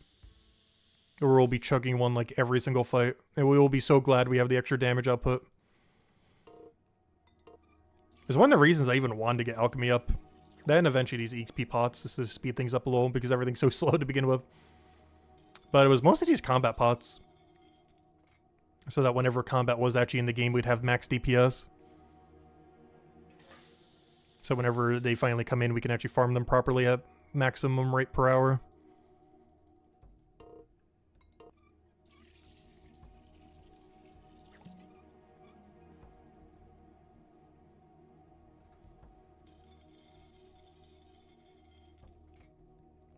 Alright, 3 more potions, then we'll do one more set, and then we have like 20 or 30% we gotta go do off Chef then.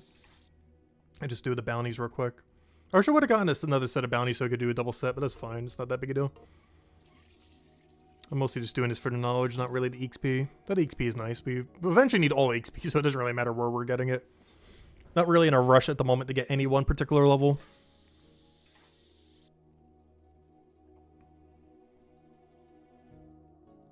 With the main exception being, 333 fishing would be nice for the next AFK passive venture thingy. Or 331, I mean. That's like the next big milestone that is really relevant since we're doing that on ventures. It's a lot of extra XP per day. We're still a bit of ways away from that, though. Like, I'm like 2 weeks away before I could even start manually training it again. And if we were to start manually training it, it's like a 40-50 hour grind without fishing bounties. Maybe fishing bounties will be out by then, but at their current speed, I highly doubt it. I'm really hoping the second I get like 310 fisher is like the day they release fishing bounties. That would be so absurdly convenient. Because we gotta train from 305 to 311, 331 manually. Or from 310 to 331 manually. So if they did fishing bounties on like that exact week, that would be so, so wonderful. Alright, one more knowledge point, and we have officially cleared our knowledge debt. So we'll do one more set, and then we'll do whatever we need left on Chef since we're already in the area. It looks like I did buy 24 too many, but that's fine.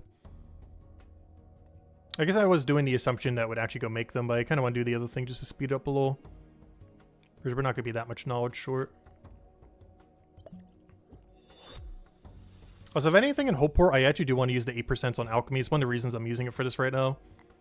It's not worth using it on Chef, it's not worth using on Fisher, and it's not worth using on Forager. And it's probably not worth using on Combat in this area, especially since we just passed it in the current striping. Until they completely rework it for like the 1000th time. What's that guy's called? Traders Incorporated. I wonder if he's running one like the trading clans or something. I haven't really been keeping up with what trading even looks like in this game these days. I probably should have locked in my other 2 accounts to trading. I'm just concerned, just in case they had like a 3rd mode or do something weird. But the plan currently is main account Ironman, other 2 slots trading enabled. That way we always focus on this slot, and the other 2 can enable trading to speed up whatever grinds they have. So we can spend more time on this account while still having 2 accounts progress in the other 2 classes. Because that is banking on the fact that hopefully at some point the other 2 classes would, you know, be able to do unique content. Because right now, obviously, all 3 classes are pretty similar in most regard. The whole reason why we even started making the other 2 accounts was in hopes in the future of the 3 classes having, you know, enough distinction between the 3 that there'd be a reason to justify doing them in combat and stuff like that. So if we ever needed to do a raid and, you know, we were missing, like, I don't know, like a Guardian, because we have too many Crown Knights, you know, we could just switch to the Guardian account and be good to go. They are way behind our main account when it comes to combat and skilling, though, in every regard, but, you know, they would eventually get back up. Especially since it seems like, based on what they were mentioning earlier, that 1000 combat should be able to do most things within the game. So once they get there, they're pretty much set. Like, the disparity between 1000 and 2500 or something like that probably isn't that big. Though we don't really know until features around it start getting released.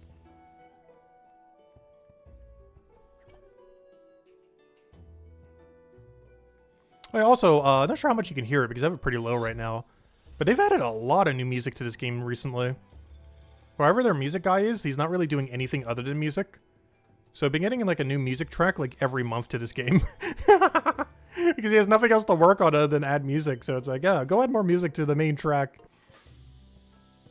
Like, I think since last stream, they added like 2 or 3 music tracks or something. That can play in like any chapter. They're pretty good ones too. Really chill.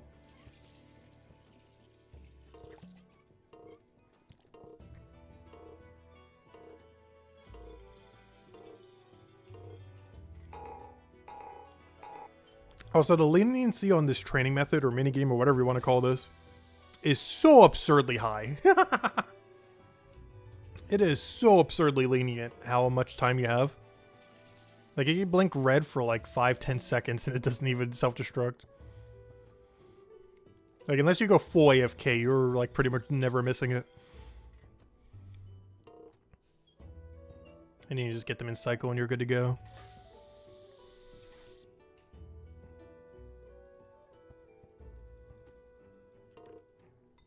Yeah, Brighter Shores has pretty much just become the waiting game at this point, though. Do a little bit of grind here and there, keep up with dailies, and wait till they do more content. And until then, we'll just mess with other stuff. Old School RuneScape getting a bunch of stuff will start tomorrow. A few other games coming out this year that we'll be messing around with a bit.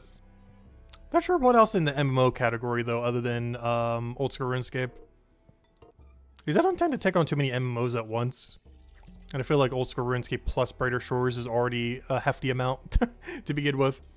Because MMOs are just so time-consuming. Compared to, like, most other genres. Like, when we do Slay Spire 2 later this year, it's, you know, that's not time-consuming at all. Like, a single run will take, like, 1 to 3 hours, and then you can just put it down for however long you want. It's not one of those kind of games that keeps, like, wanting attention in any way. You just play a game or a few whenever you feel like it, put it back down, do it whenever.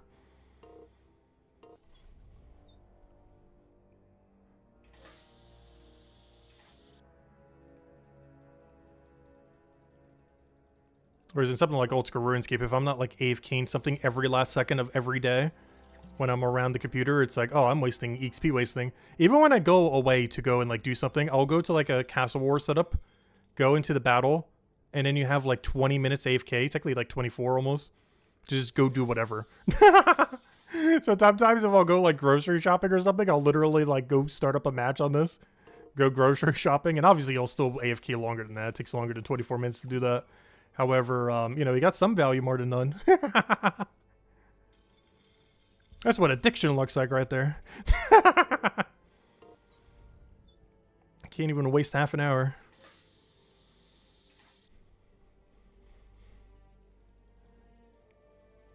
Unfortunately, Brighter Shores doesn't have anything even close to that high amount of AFK time. Highest AFK in the entire game is a little over a minute. Actually, raid dens, I guess, are a little bit higher. Raid dens are closer to 2 or 3 minutes, but they nerfed them into the ground, so they don't even feel worth doing. I'd rather do a 1 minute AFK than the current raid den, the current state of raid dens. I don't know, maybe we'll try it again at 344 and see how bad they are. But I'm pretty sure the answer is exceedingly bad. But I haven't really given them a good shot, because even when I was at the other level range, I was kind of above the level where I even should have been doing these raid dens, even in the previous format. But we'll give them a fair shot again at 344 and see how bad they are. The answer is still exceedingly so. Excuse me. But I haven't actually given it a fair chance to see. Because maybe it's not as bad as I'm perceiving it. Because I perceived it extra bad, because not only was I at a level range where I was already kind of past the point where I should even be doing it, but it was on top of the gigantic nerf. So this will be the first time we get to see firsthand, whenever we finally get 22 more detective levels, on what it's really like. Because that's at a level range where in theory it should be optimal, but isn't really anymore because of the changes. But I don't know, we'll have to wait and see. I'll probably still do it from 344 to 373. Just to give it a really fair chance, and because it's just so AFK, even if it's not the greatest XP rate.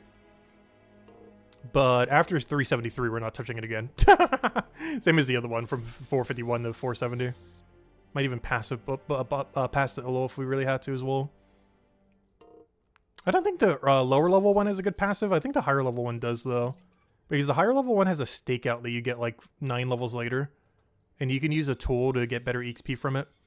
So at 451, you would do that for only 9 levels until you do the stakeout with the binoculars.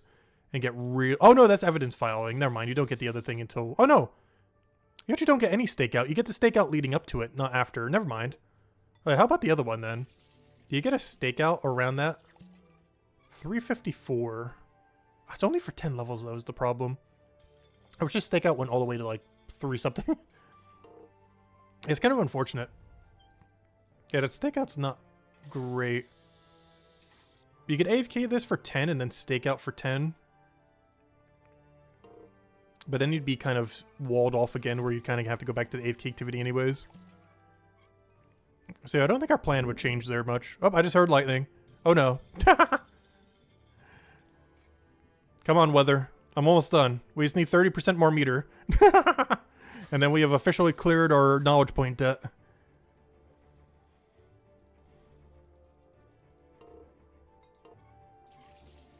Also, what do I even want to go AFK right now? Honestly, I might go do the mining AFK. I kind of want to start pushing to 380 mining. Just so if I need to shimmy up my ventures, I can. I'm really considering that. That might be the next big pivot. Get 380 mining. That way we have another really good venture that isn't just fishing. In case they add another venture slot or do whatever. Is that something that could still happen? There are 4 venture slots they could add at any moment now. Are they going to do that anytime soon? Who knows? But if they do randomly do it as a quest reward, we got to be ready for it. Especially if that quest doesn't actually add a new venture itself. Because we're going to need something to fill it. And I want that something ideally to be the 380 mining activity. I'm not going to do that all the way to 500, but, you know, it'd be a good way to go from like 380 to 400-ish. Though we don't know what the level range is going to be like once they add a new ore. I'm just hoping that some of the mines in Matubin quest makes doing Carbonese ore better. Because there's not another good one until like 442, as far as Cryonite is concerned. So there's a really big gap between like iron ore and when we get another really good one. Since Carbonese ore is pretty much dead content until they add a bridge there or something. He's just way too far from a bank.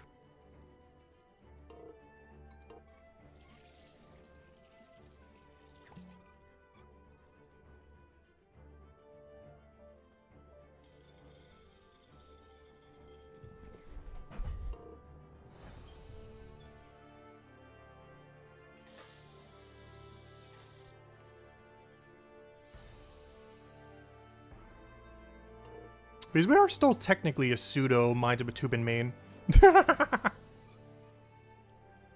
It is also technically the only one, if we really cared about leaderboard, which I haven't really cared about it, but is the only one we can realistically still make top 24. Not counting Iron Man, but I mean like overall top 20. We are like 200 levels behind though. 219, 220 basically. But it's like the last leaderboard where it is actually realistic to go for top 20. That hasn't already been completely consumed. Does that matter at all? No. But it would kind of establish us as this was our area that we liked the most, because it was. It requires a lot of grinding beyond what we already have done though. Like, to put in perspective how much a difference 220 hours is in that chapter, I mean 220 levels, that is about a 440 hour difference. Because that chapter is really slow. That's at least 440 hours of grinding that we are behind the 20th place person. And to go without saying, that is a lot of time. It's not exactly that, because if you're dumping knowledge into skills, it goes a bit quicker. That's assuming you're not dumping any knowledge into it. Oh, I just realized. Wait, this was actually enough? Oh, I did calculation wrong then. Wait, this gave away more knowledge than I thought it did. Did they increase the knowledge rate or something? I thought we were going to be 20 or 30% short. We actually made it. Oh, how perfect is that? With 1% extra. There we go. Nice. All right, let's go do our 2 activities then real quick that we just unlocked this stream. One of them I'm just going to poke, obviously, and then the other one we're actually going to do. Let me double check. Where even is that? I actually forget where it even is. Where is Glowstone or Mythstone? Oh, yeah! That was the one I was AFKing when I was doing the combat there because I needed some... Okay, I know where that is. That's on the lower part of that one mining area. Yeah, let me go poke both of these real quick. Stonemason one I'll literally just look at real quick. I think it's like a dwarf statue or wherever it was. I don't know. About to find out. Let's see. What statue was this? So this is what we unlocked for our stonemason. As well as pure profit and not burning. We actually make 80 copper each. No longer burning money on stonemason. But this is not the one I want to go do. I want to go do the mining one. Though I do want to do this to like level 300-ish at some point soonish. Just to kind of even those out a bit. Get to like 300 all. Oh yeah, it's a hammer mage. There we go. We made a hammer mage. It's like mid-game, slightly late-game gear. Alright, now let's do the one we actually care about. Let's go mine. I do want to slowly start working that up to 380. Just in case they add another venture slot out of nowhere. So we're ready for it whenever they do. Anyways, guys, any other questions? Any things? Otherwise, we'll be back on Brighter Shores when this skill has a botanist icon. When this gatherer skill says botanist, we will be back, or whatever the next update is. But I assume that's the next major update. Beyond that, we will be doing Ultra RuneScape again starting tomorrow. They're doing the final 3rd wave of Voldemort starting tomorrow. So we'll be on the max hardcore messing with that. We'll probably do everything day 1 except for messing with the new boss. As well as maybe some of the quests, because I'm not sure how dangerous some of them are. But by day 2, I probably will finish like absolutely everything. And then they will just be basically grinding whatever the new stuff is until we have all the drops. That's pretty much the game plan then. Anyways, guys, I hope you all have a wonderful, wonderful week. And I'll see you guys whenever they do anything. It took 60-something days this time around. But whenever they do something again that's relevant enough to bother streaming, we will be back. And we'll go mess around with it. But the main things in that category being... let's go bring up the page again. If we go bring up the... where's the news tab? It's either going to be botanist or a new quest. How do I get to news? News. But based on current trajectory... Why is this so small? Alright, fine. We'll make this work. But based on current trajectory, it's either going to be a 3-star Hope Forest quest, a 6-star Minds of Matubin quest, or them finally adding botanist. One of those 3 will be the next update, and whenever they do release it, we will be here and mess around with it for like the whole day, or just mess around and see what it's like, see what the new skill is, get the watering can upgraded, do whatever, mess around with whatever our level ranges are, and go from there. But yeah, until then, I will see you guys later. Goodbye, everyone, and thanks for watching.